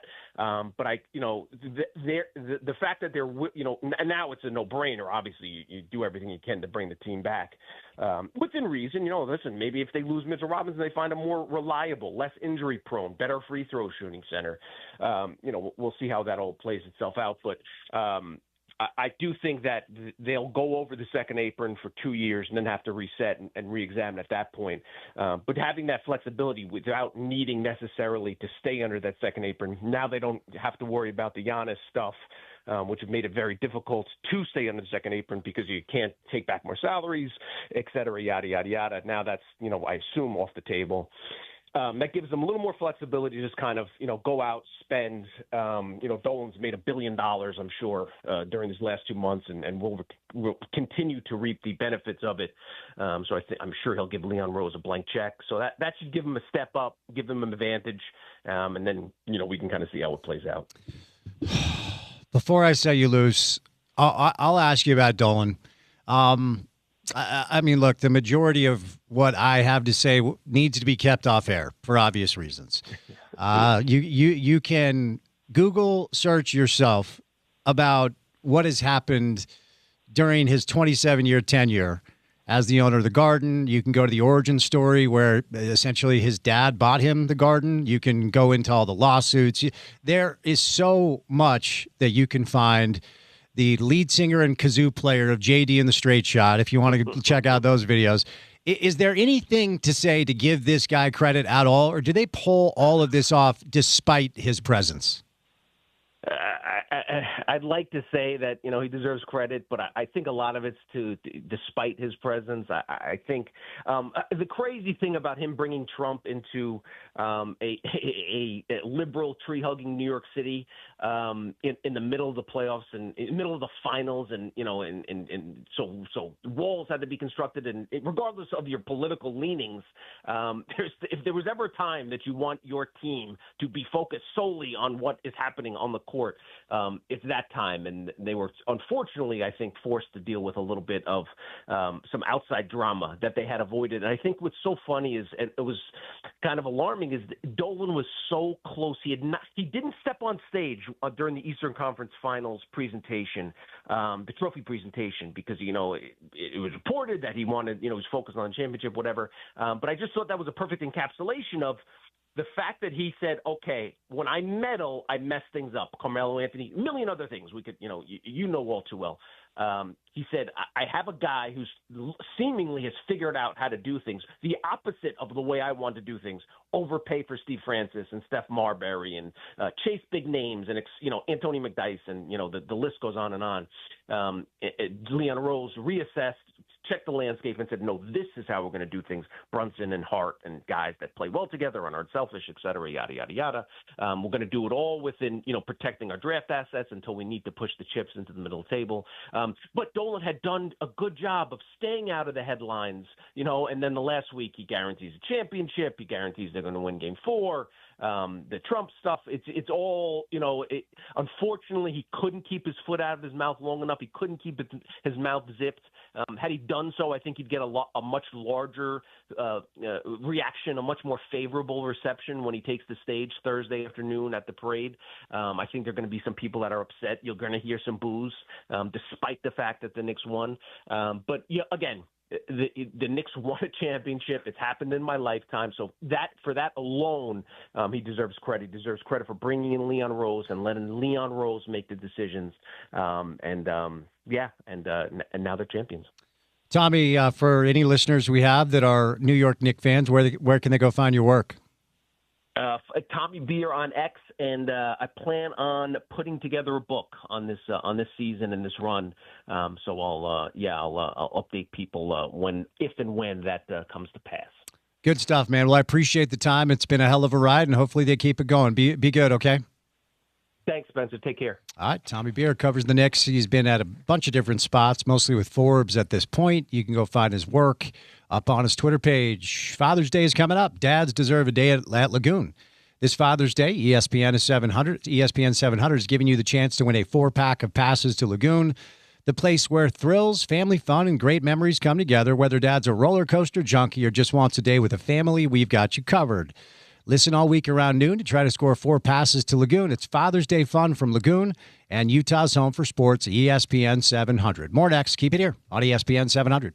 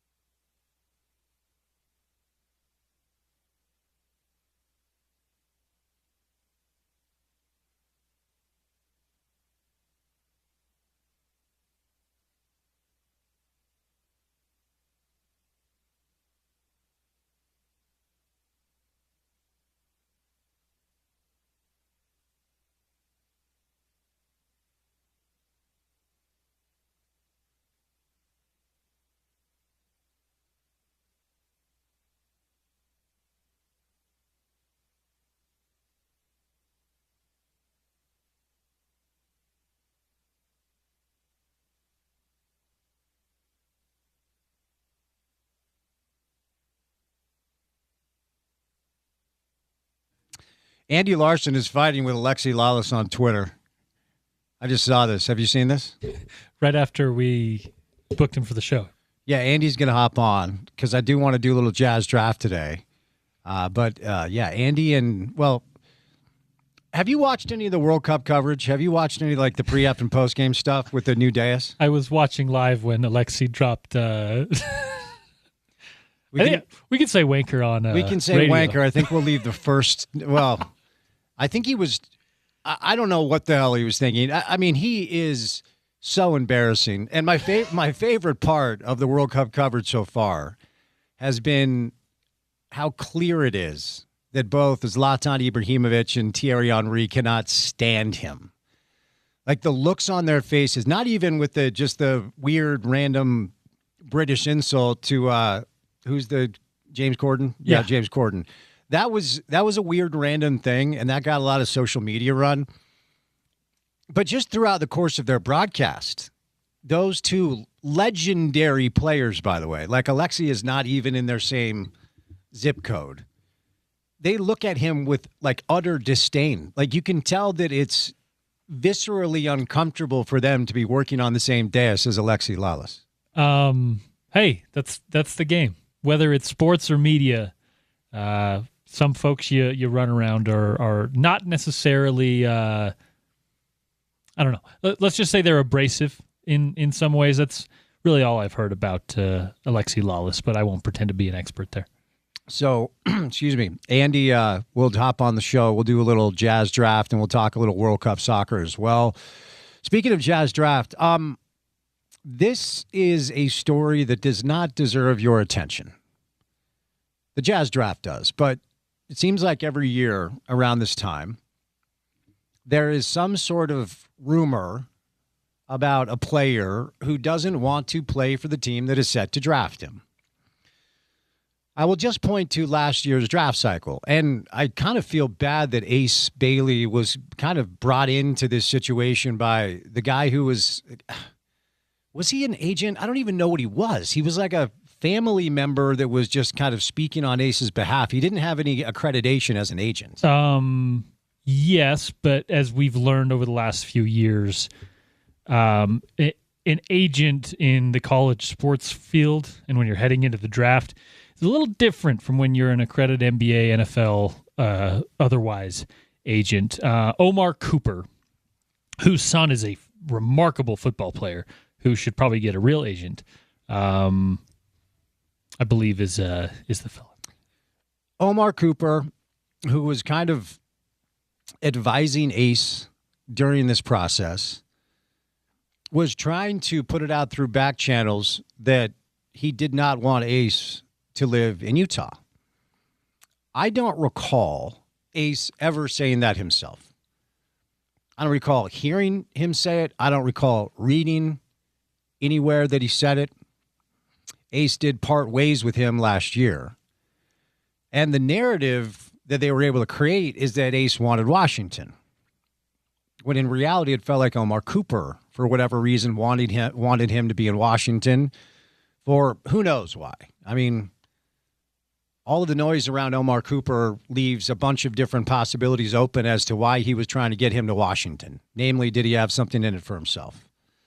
But remember, according to Omar Cooper, he wanted Ace in Washington, did not want Ace in Utah. Washington had the 6th pick. The Jazz had the 5th pick last year. And I give Austin Ainge a ton of credit for just saying, I don't give a rip what you have to say. He's the best player available at 5, so we're taking him. When the pick comes up, if Ace is available, we're taking him. And by the way, it was a great pick, I think. I mean, obviously, he's got a lot of growth and all that stuff. Because he's still so young, there's plenty for him to do. But Austin, Danny, whoever was in charge of the decision-making process, just sent the message, we don't care. We have our idea of what's the right thing to do for our group, and we are taking Ace Bailey regardless of what his agent says. Now, there's plenty of basketball left to be played. This is shaping up to be a really good draft class. Cooper Flagg 1, Dylan Harper 2, VJ Edgecombe 3, Con Knipple 4, who almost won Rookie of the Year, and then Ace Bailey 5. Behind Ace, it's Trey Johnson, Jeremiah Fears, Yegor Demon, who played at Brigham Young, and some good players who had good years, Derek Queen, Carter Bryant, and such. But after 1 year, I think it's very safe to say that Austin and Danny did the right thing, taking the best player available. So when the story comes out today via Shams and ESPN that Darren Peterson has visited the Washington Wizards, who own the number 1 pick, but does not plan to grant another team a meeting, it does not change a thing. This is much ado about nothing. It is noise for noise's sake. AJ, by the way, has visited the Wizards, and obviously he's visited the Jazz. He's visited the Jazz a myriad of times. I saw him in the building a bunch. All the intel is that these two players are going to go 1 and 2. And I still believe AJ is going to go 1. I mean, whether this is posturing from Darren Peterson and his people, they're sending a message to NBA teams that they believe Darren Peterson is a point guard in the NBA. Washington just traded for Trae Young. And if you look at Washington's roster, AJ just fits better. And also, I think AJ has earned it based off of what AJ did in 1 year down in Provo. If I'm running the Washington Wizards, I'm drafting that kid. And guess what? If Washington drafts AJ DeBonsa and Danny and Austin think Darren Peterson is the next best player, they're taking Darren Peterson. The fact that he didn't decide to visit the Jazz, it means nothing in this process. Does it raise questions about certain things, namely how Darren's group has decided to handle this entire cycle? Yeah, I think it does. I mean, one of the things that really endeared people to Donovan Mitchell early was Donovan's, at the time, front-facing attitude about wanting to stay here, wanting to be here, being happy that he was in Utah. Now, of course, over the years, things change, and that situation changed for a lot of different reasons that we've talked about on the show over the past number of years. But initially, I was the first person to interview Donovan after he was drafted. I was anchoring our draft night coverage. They put me on the phone with him. Within 3 or 4 minutes, I'm like, this kid gets it. Okay, whoever is surrounding him, whether it's family or, you know, his myriads of agents, handlers, they prepared him to say the right things to this community for us to really embrace him. And it helped that he was awesome, okay? Would it be preferable that Darren Peterson saves face and flies to Salt Lake for a meeting? I guess. But the Jazz were at the draft combine. They have all his medicals. They were able to interview him there. According to all the reports, the medicals from Darren Peterson have turned out to be pretty clean. No one's really concerned about it. But when you look at this, if you pan back to 30,000 feet, as opposed to just this one story, I think it's safe to say that, like a lot of these young players and young people, sometimes you're not surrounded by the smartest decision makers that further things in communities and narratives and media hubs that don't help the young man. Again, Ace Bailey, what was lost in the entire Ace Bailey saga is that Ace himself never said, I don't want to be in Utah. I don't want to play in Utah. I want to play in Washington. That never came out of his mouth. But once a narrative catches a certain nerve and suddenly it's widespread and it spreads like fire, there's no going back. I mean, I can't even tell you how many guests we had long after that thing was far over with and the Jazz had drafted Ace. They kind of led with the, well, how's he doing out there? We know he didn't want to be there. And we're like, what are you talking about? That never came from him. And by all accounts, he's a good kid who works hard and incredible skill set and measurables. Then once he is fully developed as a pro player, I think the prospects for Ace Bailey being a star, I think they're real. So could Darren Peterson and his handlers or whatever, could they have handled the past few months better? Yeah, absolutely. Like the creatine story. When I first saw that, I went, it took you 6 months to land on that? We've all been waiting to hear what the hell happened with him exiting games or asking to be taken out early or not playing at all. Like, he looked awesome in the first half against BYU, and if I remember correctly, I don't think he played much at all in the second half, and there were, I think, 11 games that he missed, 7 games that he asked to exit early, and everyone's just wanting to know, like, what's the deal here? Because if you're going to invest a top 2 pick in a player, you are investing millions and millions and millions of dollars and time and resources in hopes that he can turn out to be something special to help your team take the next step. You need to have all the boxes checked. We talk about Smitty with it every week. You go back and talk to high school coaches, AAU coaches, college coaches, teachers, whoever, for an assessment on the type of player he is and the type of person he is. And we're waiting for months and months and months to hear what the hell happened at Kansas after an insane high school and AAU career that led him to be, honestly, at the time, by far, the consensus number 1 pick at the start of this college cycle. That's where everybody was. We heard Kobe's name, right? I mean, every pro basketball evaluator prior to the start of this season said whoever gets 1 in this cycle is getting Darren Peterson, and he is going to be a star. AJ was in the conversation, but to start the year, he was behind Darren in the conversations. And then things got weird at Kansas. AJ's killing it at BYU. And all anybody wanted was to hear what happened. And 6 months go by and you land on creatine. And basically all of the comments he made about testing creatine levels and the effect, they were all debunked by doctors. Sarah Todd did the piece. We talked to her about it. These doctors are like, we don't know what he's talking about. Like, there's no way that you can even measure these levels, and there's no evidence that creatine does the things that he said they did to him. So that's kind of odd, right? To take that approach that turned out to be more or less untrue. And this doesn't help.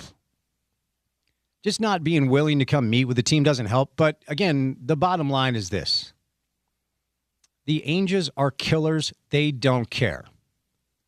Darren Peterson could get a tattoo on his forehead that says, I hate Utah, and they would still draft him at 2 if they think he's the best player available, which would be awkward to watch a player play for the Jazz with a tattoo on his forehead that says, I hate Utah, but you get the point. The Angels are killers. Danny is, Austin is. Danny was, of course, a really, really good athlete, pro baseball player, but he turned out to be an unbelievably valuable piece on some of the best teams in NBA history, those Celtic teams in the 80s. And you know what's always interesting? You look at those Celtic teams, Larry Bird did turn out to coach for a little bit and work in the Pacers ecosystem. Kevin McHale ran the Minnesota Timberwolves as a general manager and a coach. But Danny's the one that ends up running the Celtics? He might have been the 6th or the 7th best player on that team. They didn't hire Larry Bird. They didn't hire Kevin McHale or Dennis Johnson, rest in peace, or the Chief. Shout out Robert Parrish or Bill Walton or whoever else. They didn't hire any of the Hall of Famers that were the best players in the league and for the Celtics during that time. They hired Danny. And he was great for them. I played basketball against Austin Ainge when he was younger. He was not a good basketball player, and he's not the athlete his dad is. But by sheer work and will, turned into be a really good guard at Brigham Young. I mean, these guys are just built different. I know that's a little bit of a cliche term these days, but they are. I mean, they are killers as far as remember the introductory press conference when Danny Ainge was announced to run basketball ops for the Jazz. One of the first things he said, and it just made me laugh, he said, I want all of you to know that I remove emotion from decision-making. Doesn't matter that Darren Peterson isn't going to get on a plane to visit the Jazz. If they think he's their best option at 2 and AJ's off the board at 1, they're drafting Darren Peterson. You can believe that. All right, we'll catch a break. We'll make Andy Larson take a break from fighting with Alexi Lalas on Twitter to join the show. Coming up next on a Monday Drive on ESPN 700.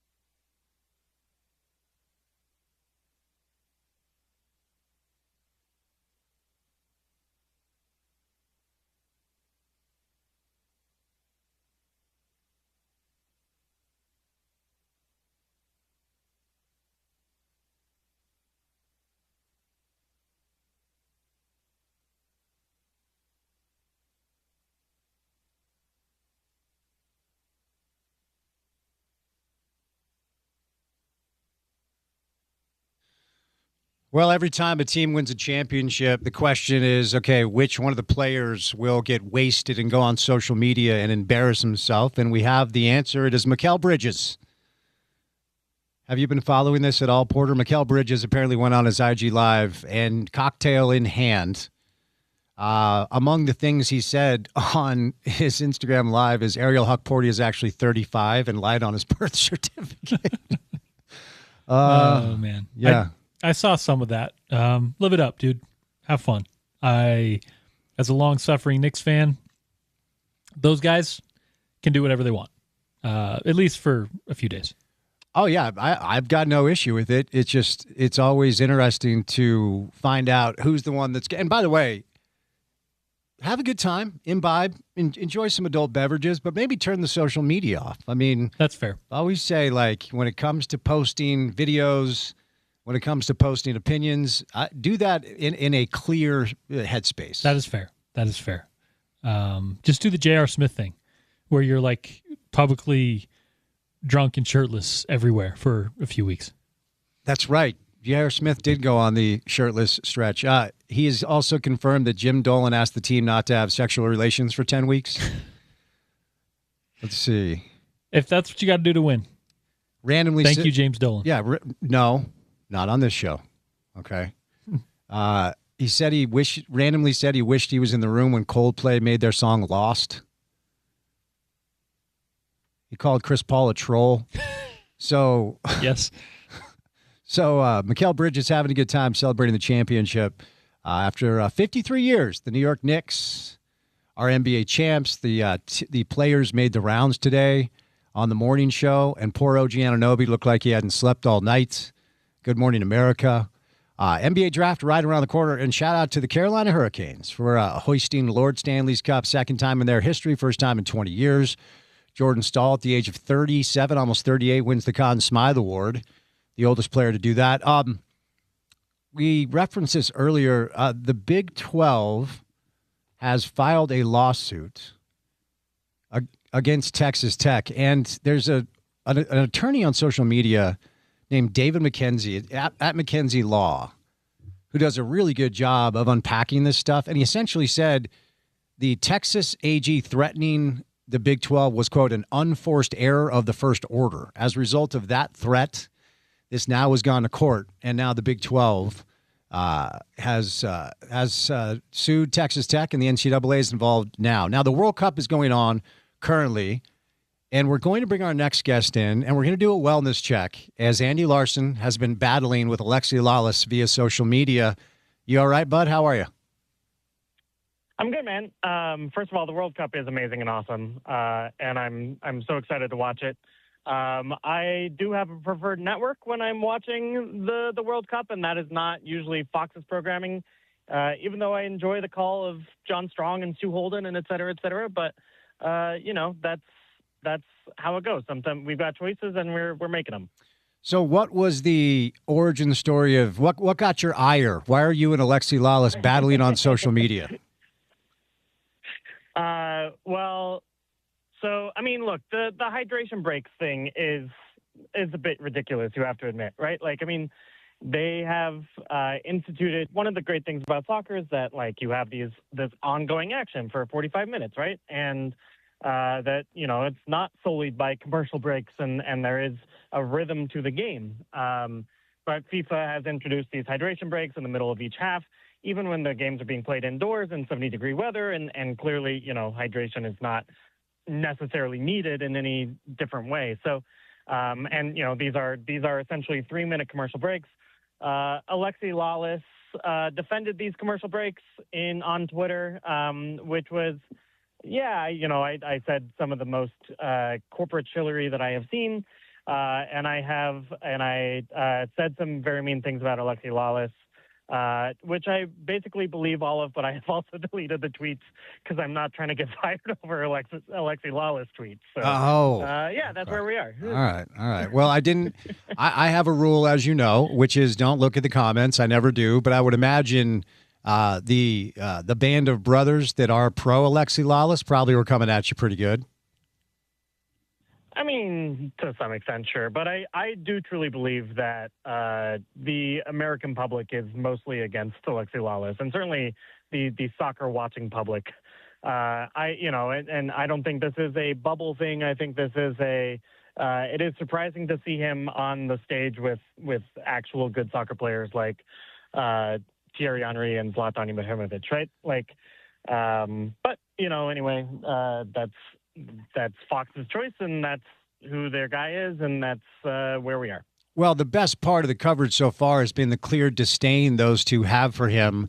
And it wasn't even just the odd decision to use a clear swear word on air in the direction of James Corden. Like, if you pay attention, Henry specifically, I think Zlatan's been a little bit better of just kind of rolling with it. But the look on Thierry Henry's face, like anytime Alexi opens his mouth, it's pretty priceless.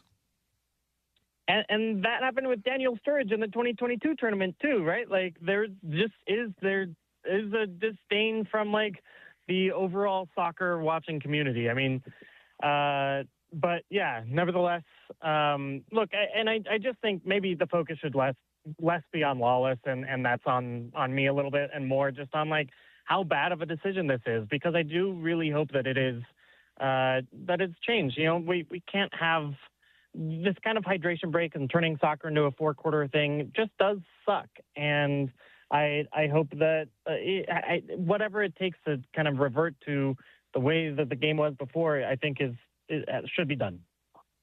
Well said. All right, moving on, because you're right. This man does not deserve any more oxygen. He has turned into quite the heel. I didn't think he was that once upon a time, but since we're in the space, I mean, look, I don't know that the opening match for the U.S. men's national team could have gone much better. Andy, I feel like that's an A-plus performance for Mauricio Pochettino and his side. What were your main takeaways from the first game played in group, that nice 4-1 win? Yeah, I mean, it's, I think, one of the best, if not the best, World Cup performance in certainly World Cup group stage history for the U.S. I mean, just I'm so impressed with how they dominated that game, how they maintained possession throughout, the lack of chances that Paraguay got, the number of chances that the U.S. created, that they finished those chances. It was beautiful, and for a team that has not played that well through most of 2025 and 2026, for them to kind of put it all together in that space against actually a pretty decent Paraguay team. I think there was some kind of unfair criticism of where Paraguay was coming into the tournament, but they are pretty highly rated in FIFA's scheme, and I think relatively well respected among South American teams. So, I was really, really impressed. I thought Pulisic played, the best soccer he's played in 12 months. I was impressed with what Fuller and Balogun did up top. I mean, just I'm really that Tyler Adams and Weston McKennie, I thought were both terrific. McKennie was everywhere. It just was really, really impressed. And certainly there are harder challenges to come, but the weird thing about this format is 3 points in your first game does give you nearly 100% chance of qualifying for the knockout stages. And it looks like the U.S. are going to be ready for that part of the tournament too. Okay, so obviously a lot of the optimism has been founded based off the performance, but based off of historical performances, the U.S. sometimes gets off to a good start. I mean, again, it's the first time they've scored 4 goals in a game, and I did think they looked really good, and I thought Zlatan himself, was very complimentary, but how wide are you willing to allow your imagination to go here? The scenarios, if they win the group, it's going to be a third-place finisher from Group B, which is Canada, Switzerland, Qatar, or Bosnia. If they finish second, runner-up of Group G, which is Belgium, Egypt, Iran, and New Zealand. And because of this format, as you referenced, they could even advance out as the third-place team in the group, but it does not look like they will be that. Looks like they will be first or second. So assuming they do win or get out of the group, how optimistic are you that we could see something somewhat historic from them? Yeah, I think the round of 32 game is a game that they should and will be favored in, and potentially by a lot, depending on who that opponent is. And then after that, it gets really iffy. You start to look at like the quarterfinal round. I believe the round of 16 and the semifinal round, and I believe the lineup is Belgium, then Spain, then France. And those are, three of the best teams in world football. So I think, you can dream about upsetting, one of those teams and having a good result, right? Like the U.S. beat Spain in 2009 in the Confederations Cup, and just took Belgium to extra time in 2010, or that was 2014 actually. But to win all three of those matchups and then to, beating France especially, that feels like a bridge too far. But, you do give yourself the chance to make a run and have the chance at an upset. And, we haven't really seen that from the U.S. in the most recent World Cup, and certainly, obviously, not when they didn't qualify. So, I'm relatively optimistic, knowing that then the battles get much harder as you get into the end of June and July. Who's your pick to win it? Yeah, still France. I mean, they just have the top-to-bottom quality. We saw some of that at PSG this year. And, Mbappe, while not actually being at his best, is still, I think, among the world's most dangerous players. I think, just, again, the front-to-back depth and athleticism of France is really hard for teams to match. Spain, won Euros and is a really good team and also looked extremely average this morning. I think Germany looked relatively decent in beating Curacao. But I just look at France's roster, and I think they are, both have the high-end talent plus the depth to get through a tournament like this. All right, let's move over now to some Jazz draft stuff. Actually, no, before we get there, as a known hater, Andy, you are a hater at times. What do you hate about the fact that the Knicks just won the championship? Or is this a likable group that even Andy can get behind? It's a pretty likable group, and I'll admit that, I think I was pulling for the Spurs a little bit in Game 5 because I do like Victor Wembanyama, and I wanted, a longer series, right? I just wanted more entertaining action. But, the Knicks are a really likable team, and it's cool that, Jalen Brunson didn't get an MVP vote this year and yet is, the finals MVP, right? Like, that's awesome. And I wrote this on Twitter too, but Karl Anthony Towns is an extremely likable and well-regarded dude who has gone through a ton of personal tragedy with multiple family members dying of COVID. And it seems like kind of a lot of things that could go wrong in that guy's life, they have. And he's now an NBA champion and one of the best plus-minuses in NBA playoff history. I do like Mikal Bridges. I like Josh Hart. Obviously great things for Jordan Clarkson, a guy I know relatively well. And for him to have that level of success is so awesome to see. So, yeah, I think it's a really likable group. Clarkson, yeah, it's cool that he gets a ring, but man, I don't know. I don't know if it's age. He had one decent game, and then it felt like he had forgotten how to play, and that's a big stage. Did kind of fall out of the rotation, but what do you make of the kind of year that JC had out there? Yeah, I thought for most of the year it did kind of Jordan Clarkson things and looked like he hadn't really lost a step, and honestly was surprised at how big of a role he played in their rotation for most of the year. I think that the playoff, the whole playoff deal and the increased physicality and frankly kind of just the increased level of defenders makes it really hard for him. So, I think we saw this in it was the 2016 NBA Finals when he also struggled to find playing time with the Cavs. It just, a lot of what he does is kind of trickery, a lot of in-between stuff in the paint, a lot of trying to draw fouls, and then, can you make the big shot? And I don't know that he showed that he could in the playoffs, and he may just not be a playoff kind of player, which is, something that I think Jazz fans were worried about then too. But I don't think that necessarily takes away from his career. I think a lot of six-men type are that kind of guy. And so, I don't want to take away from Jordan's accomplishments this season, or frankly, just what he did at his age in the NBA is still really impressive.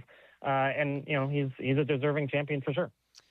All right, so kind of started the show off with some thoughts on why I feel like this Knick team winning is a piece of good news for where we find ourselves with the Jazz. And Cat's the only lottery pick on this roster.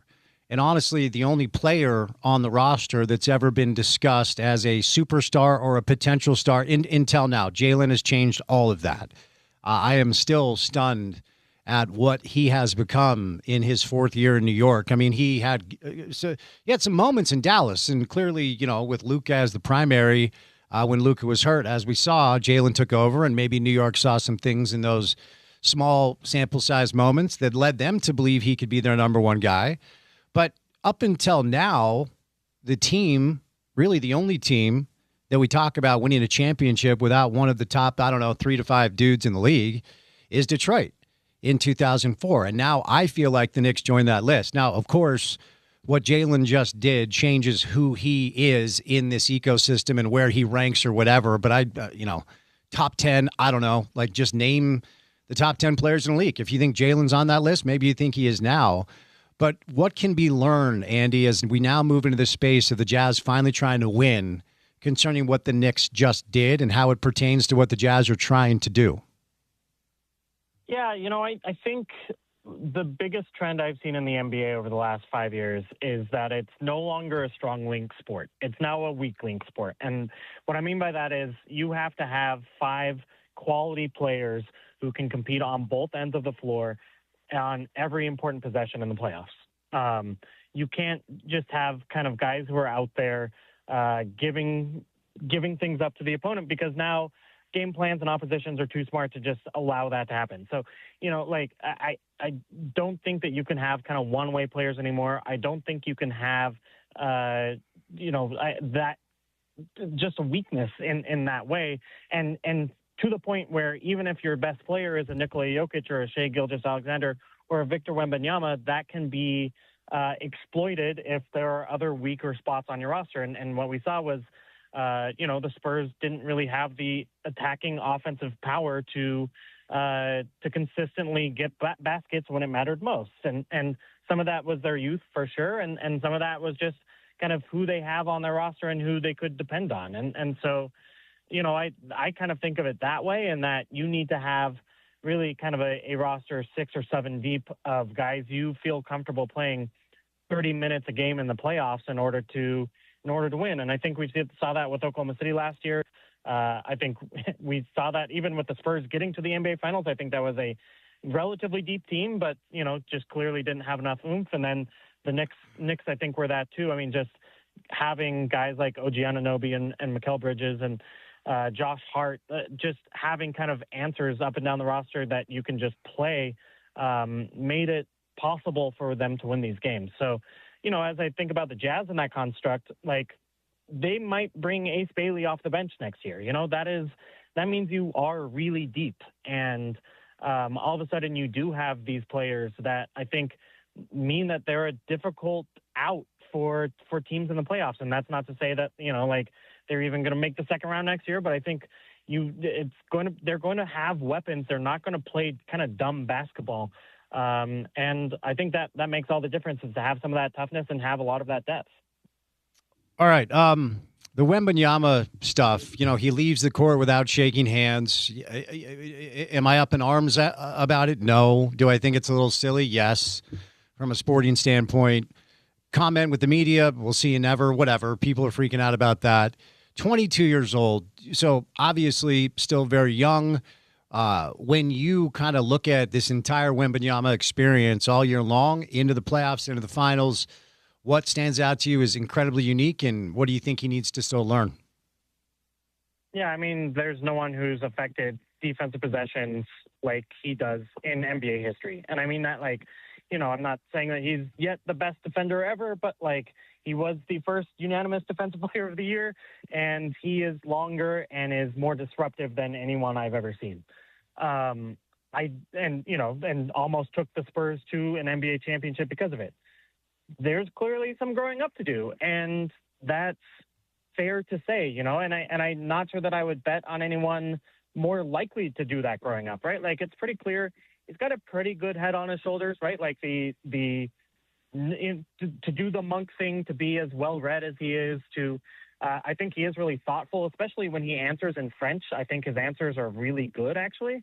It's just that he needs to experience some of these things, and he needs to, make some of those changes. And he talked about this, meet those moments rather than shrink from them. And yeah, that comes with time and that comes from experience. And there's a reason why we just haven't seen young NBA superstars have huge levels of success right away, even like the Michael Jordans of the world, right? So I remain incredibly, incredibly high on Victor Wembanyama and his potential and what he's going to be doing in his NBA career, so long as he's healthy. And I think we saw that, like, he's on the fringes of that, but there are still ways he can improve, and I kind of think that he will. We oftentimes do the thing where we predict a superstar run, some sort of ridiculous run from a team or a player that is a dynasty before it started. Kind of did that with Denver after they finally broke through because Jokic was so good. The Warriors certainly had their dynasty.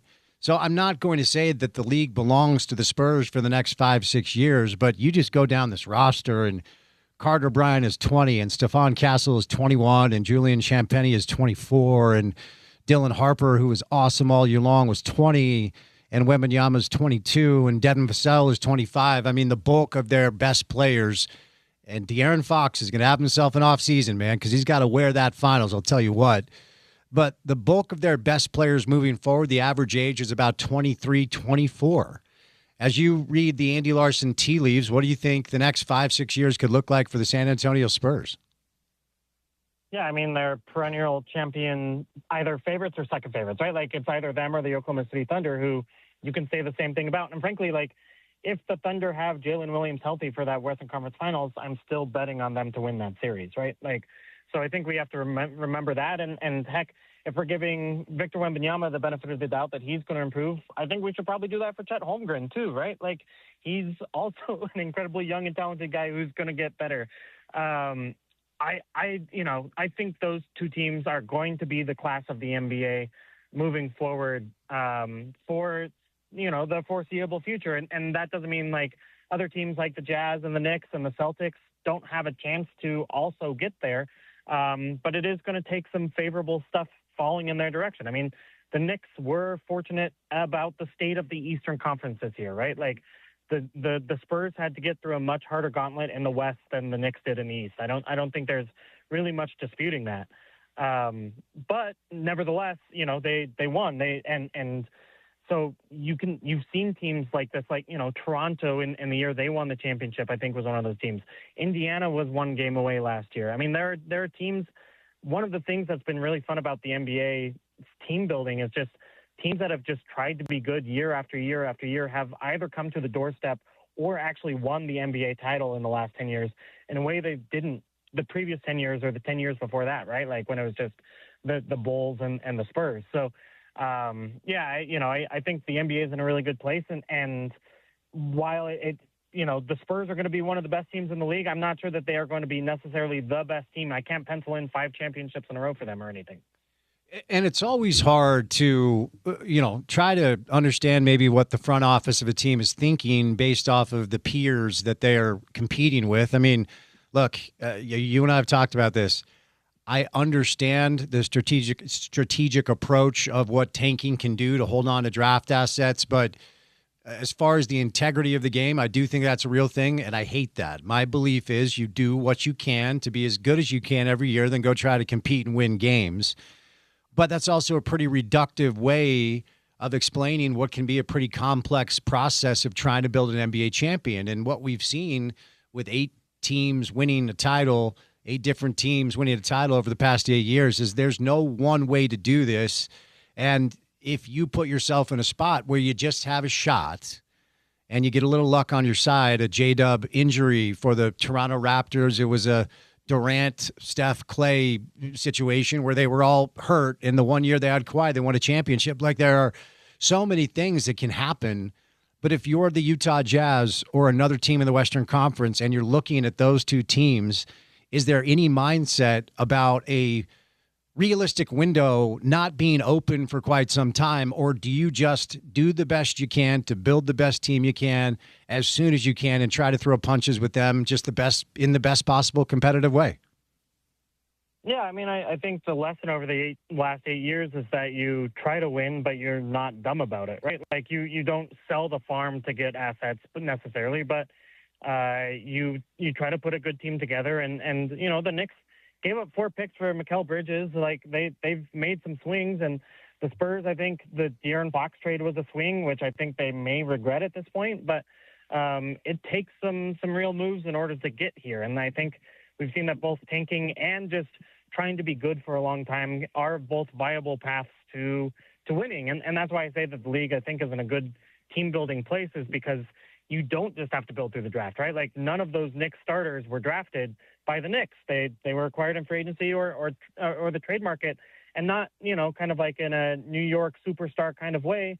They got them because they had the open cap space and because they put together a smart team, So look, if I'm the Jazz, you continue to build and you continue to, but I think you have to come at it from like a, hey, we want to win the championship kind of mindset.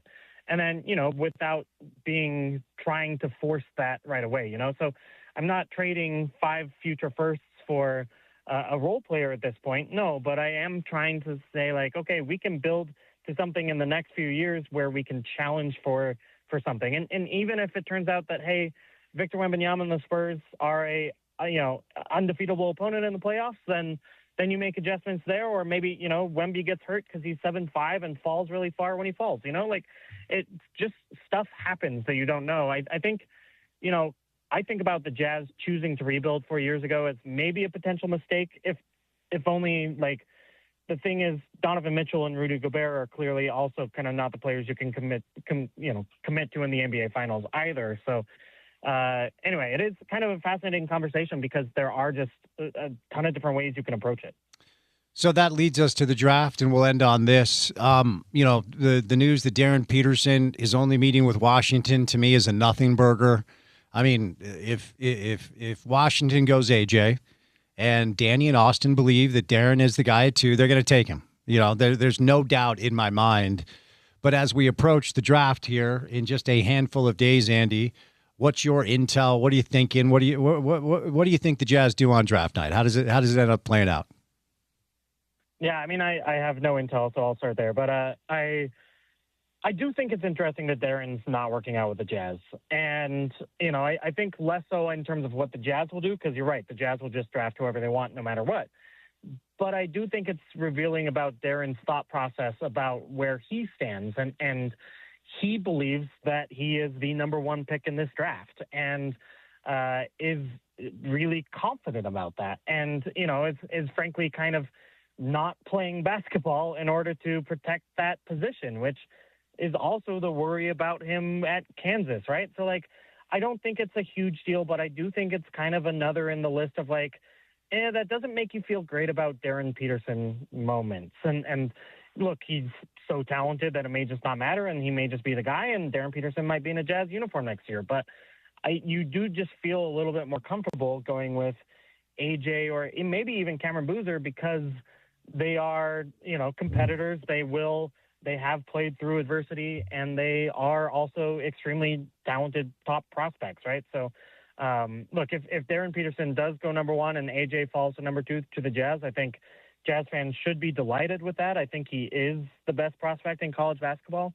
And we'll see what actually ends up happening, how much of this is just like posturing from Darren Peterson in his camp, maybe posturing from the Wizards, and maybe they've told him he's number 1, and who knows if they intend to act on that, but we'll see, man. Like it's so hard to know what is real and what is not, especially what are we 10 days away from the draft at this point?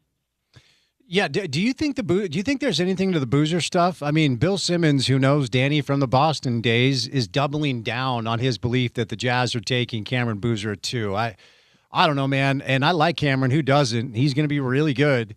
I do think you need to look at the roster and talk about the front court with Walker coming back as potentially locked in. And, you watch San Antonio, you watch Oklahoma City, even watch New York, all of these two-way wings that can make plays. So I'm not anti-Cameron at all. I just feel like, whoever's there out of AJ and Darren should be the pick. That's just where I'm at. What about you? Yeah, I mean, to me, it's so against what I feel like Danny Ainge's history of drafting is, right? Like, I feel like the Jaylen Brown pick, especially to me, just stands out because Jaylen was just a guy who the stats kind of hated, but he was athletic and smart and could score an ISO and Danny saw something in Jaylen Brown that was obviously correct, and now he's one of the best players in the NBA and may have been the best player in the Eastern Conference this year. That being said, Danny Ainge is no longer in charge of the team. It's now Austin Ainge. And we saw last year when Austin traded John Collins and made a handful of other moves that he's doing things differently than Danny did, even though, Danny is his dad. So it's hard for me to know what Austin Ainge is thinking without having more experience of Austin Ainge drafts, right? Like I got a handle through a decade of Dennis Lindsay drafts about what kind of Dennis likes and what he prefers in a prospect. I have a decent handle on what Danny Ainge prefers. I'm not sure that Austin Ainge we can safely put in the Danny Ainge boat, right? Like just because they have the same last name. So that's kind of where I come from. And then, there just is the fact that he is the most awkward fit of the three, right? Like Cameron Boozer is the most awkward fit of the three top guys. And you can't really allow that to affect your opinion, but it does make you have to have a lot of hard conversations moving forward and does throw a wrench into things. So you have to really believe that Cameron Boozer is the best guy. You can't just be like, it's pretty close. You have to really believe it. And maybe the Jazz do, and maybe Bill Simmons knows that, that's the way they're leaning. But it feels, and I don't even think it would be a back pick. I think Cameron Boozer has some of the best stats in NCAA history. But it just doesn't feel like that's the direction that they're likely to go. But again, I don't know because we just don't have a history of knowing what Austin Ainge prefers. Are you going to go to any World Cup games? I am. I'm headed down to LA for the turkey match, the USA turkey match next week. Did you get a massive raise with your new gig? Jeez, dude. I'm looking at those tickets. You know what? I'm not going to ask you on air what you paid, but I do want you to text me when you get off what you paid for I'll tickets. Tell you. What'd you pay? I'll tell the world. So I've been watching this every day because I wanted to go to a World Cup game, right? And I went to Brazil for the U.S. game, in 2014, and so I've been watching it every day. And there was one that came up in category 3, so like top right corner. I'm way up in the boonies of SoFi Stadium, but I paid $523 for it. How the hell did you get a ticket for $523? Like I said, I watch it every day, and one day that was the cheapest ticket, and I snapped it up. I have options in front of me right now for where you're sitting for $1,450 a pop. Yeah. Unbelievable. Yep. What I can say is I bought it, over a month ago, and just like I said, I've been tracking the stuff. I've numbers guy. I know how to track. And by far that's the most I've ever paid for any ticket ever, right? Like I can't imagine paying $500 for anything else. Will you tell me where you followed it so I can just go track it? Yeah, just on the FIFA ticket exchange marketplace. Like I didn't do anything that fancy. Oh, all right. All right, Andy, don't get fired for fighting with Alexi Lawless on Twitter, okay? I'm trying. Thanks, man. All right, Andy Larson, want to let you know that dads deserve a day at Lagoon this Father's Day. ESPN 700 is giving you the chance to win a 4-pack of passes to Lagoon, the place where thrills, family fun, and great memories come together. Whether dad's a roller coaster junkie or just wants a day with the family, we've got you covered. Listen all week around noon to try to score 4 passes to Lagoon. It's Father's Day fun from Lagoon and Utah's home for sports, ESPN 700. We're going to catch a break. Mirza Harambasic, that's how you pronounce his name, goalkeeper coach for RSL, is next on ESPN 700.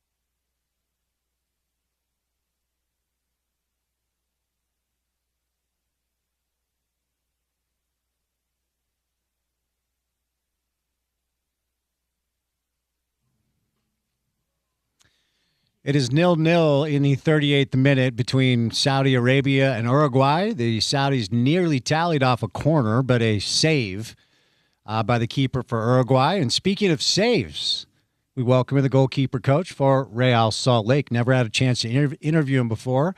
Mirza Harambasic on the show on a Monday. Mirza, how are you, sir? I'm great. Thank you so much for having me on. I appreciate the time. So I would imagine you're dialed into this World Cup, yeah? Absolutely.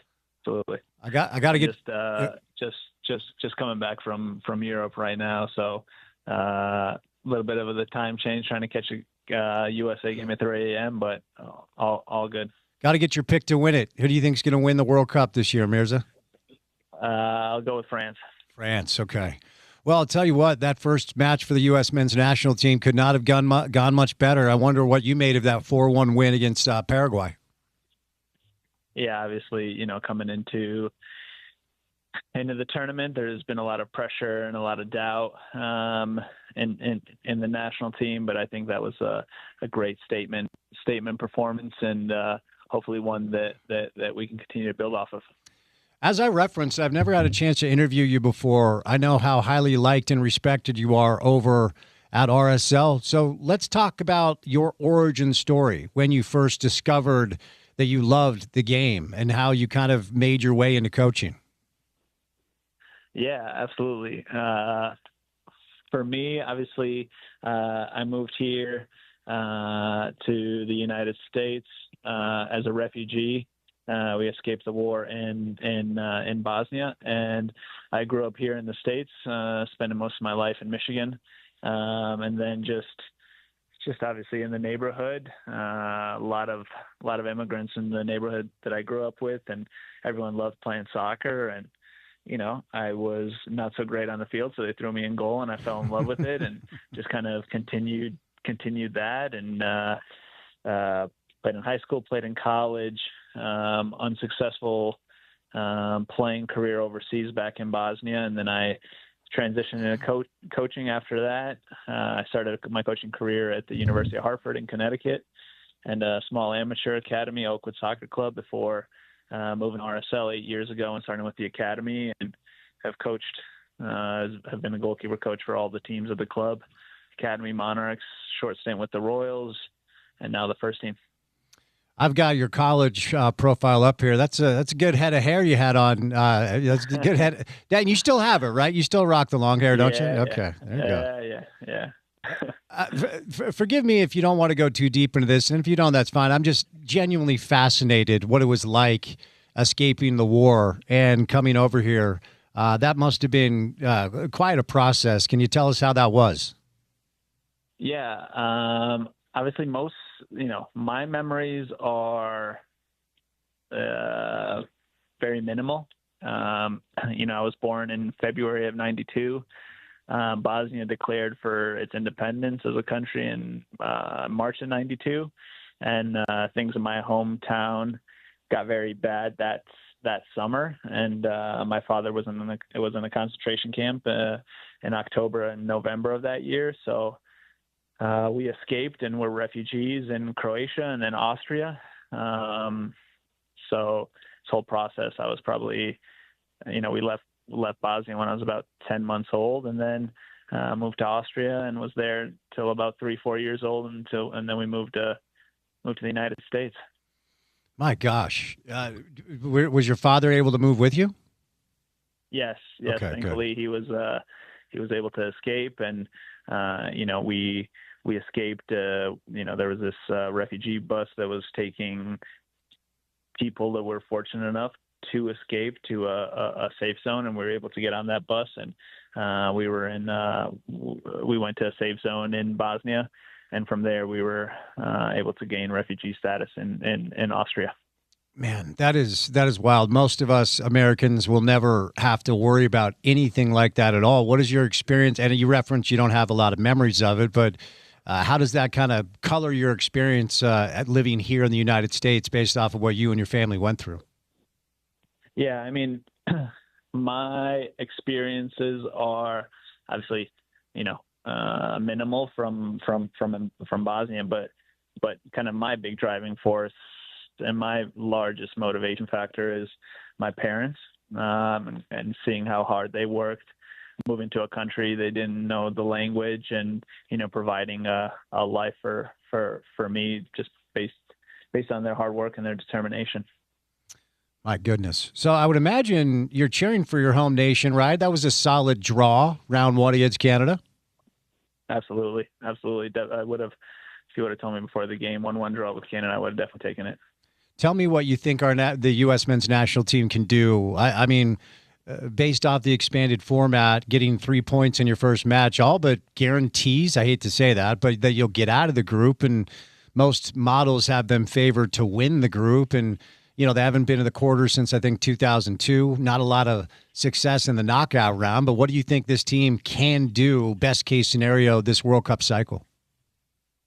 Yeah, I mean, I think the thing that Pochettino has done such an incredible job with, when you look at his Tottenham teams in the past, is you can really see the togetherness of the groups, and it comes down to him. You hear testimonies from all of his players on how great of a person he is, and I think after this result against Paraguay and some of the results leading into the World Cup, like the one against Uruguay, he's doing a great job of building the momentum and the togetherness of the group, and I hope we can continue that, because as if you get hot at the right time, you just keep rolling. So hopefully we can keep rolling.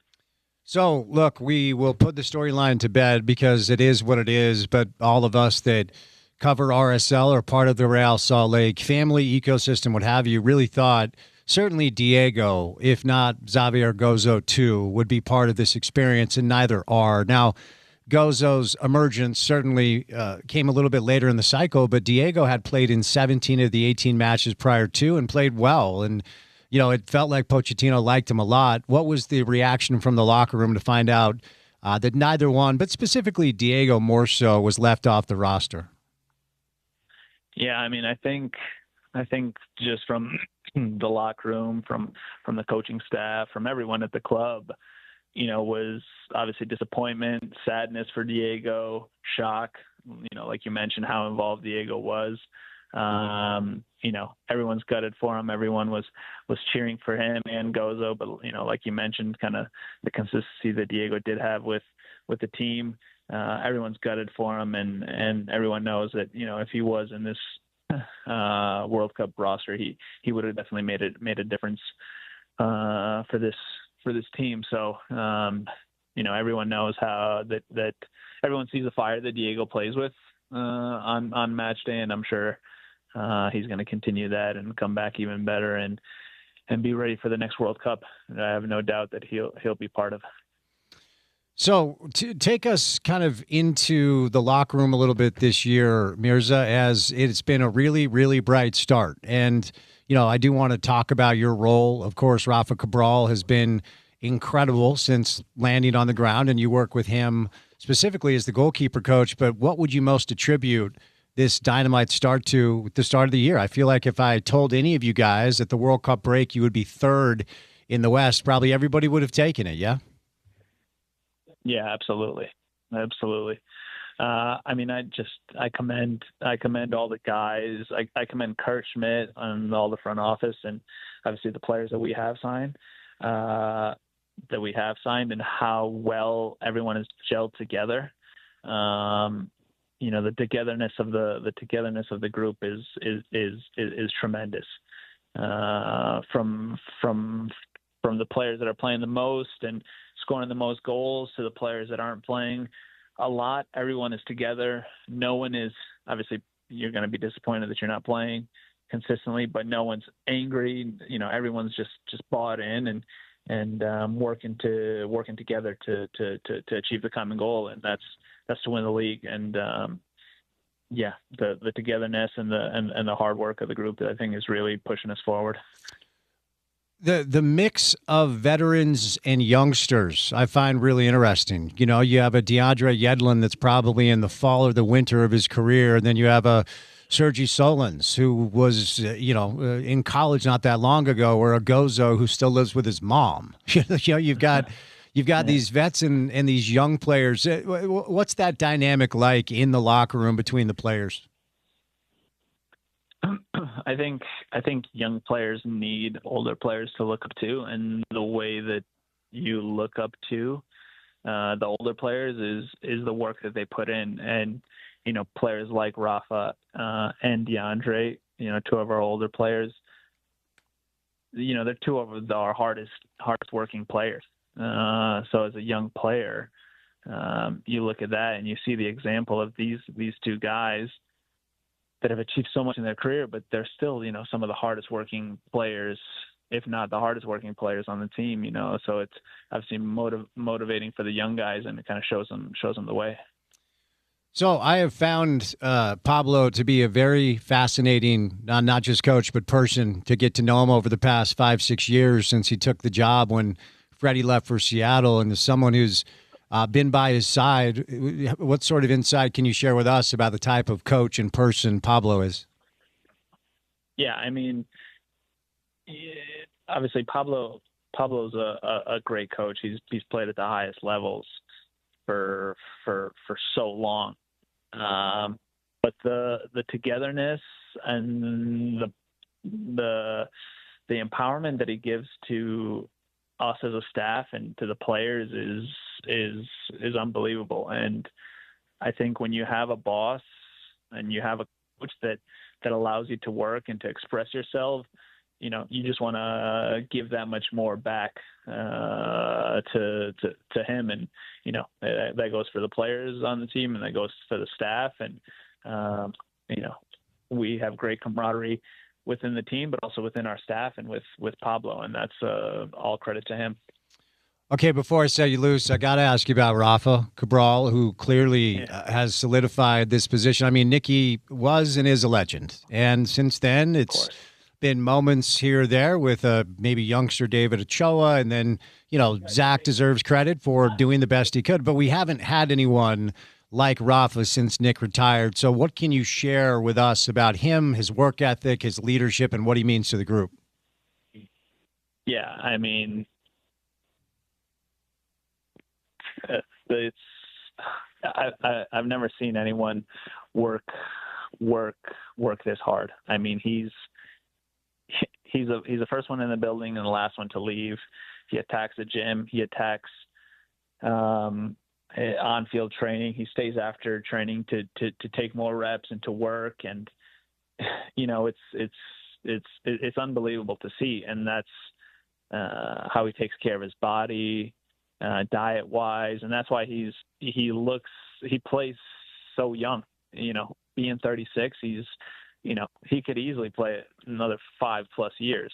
He's that kind of a professional, and that hard work really pushes him forward to be successful. And then obviously on top of that, he's a tremendous leader, and he executes in the most important moments, which all the best goalkeepers do. All right, buddy. Well, I appreciate the time. I know how well respected and liked you are with the club. I've never had a chance to catch up with you, so this has been a pleasure. Go watch the second half of the game, okay? Absolutely. It's been a pleasure. It's been all mine, so thank you so much. All right, there he is, Mirza Harambasic. He is the goalkeeper coach for RSL and has done a phenomenal job with Rafa Cabral, who's among the best keepers in all of MLS. They've gone to the locker room. Saudis lead Uruguay 1-0 as the World Cup rolls on. We will catch a break and bring you the 5 o'clock hour of the show coming up next on ESPN 700.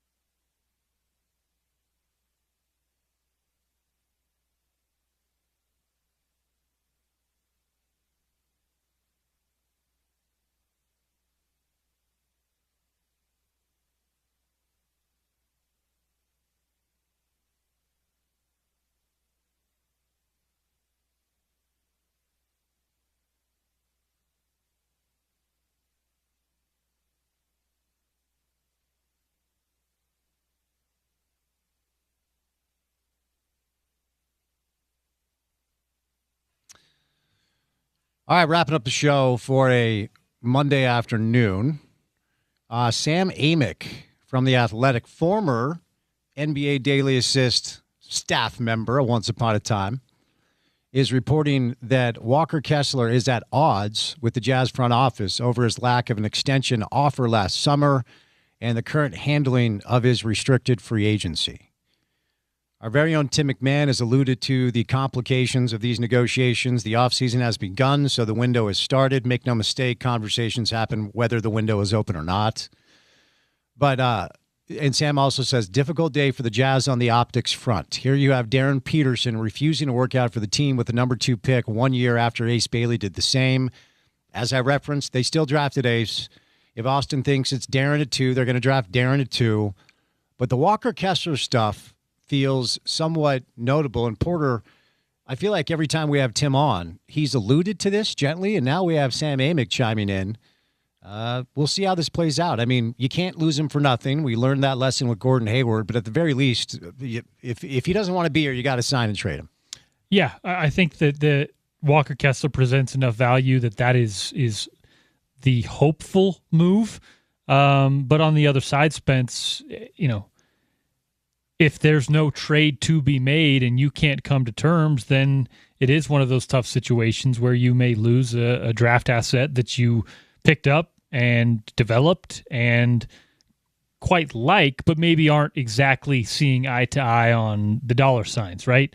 And I think it's an interesting spot for Walker Kessler, who I think showed his value very much early on, but is now battling an injury and is now maybe lower on the market than his healthy self would be.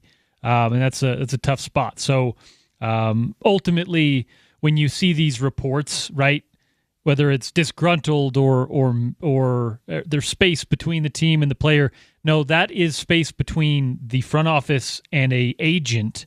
How the player actually sees it may be a little bit different, but I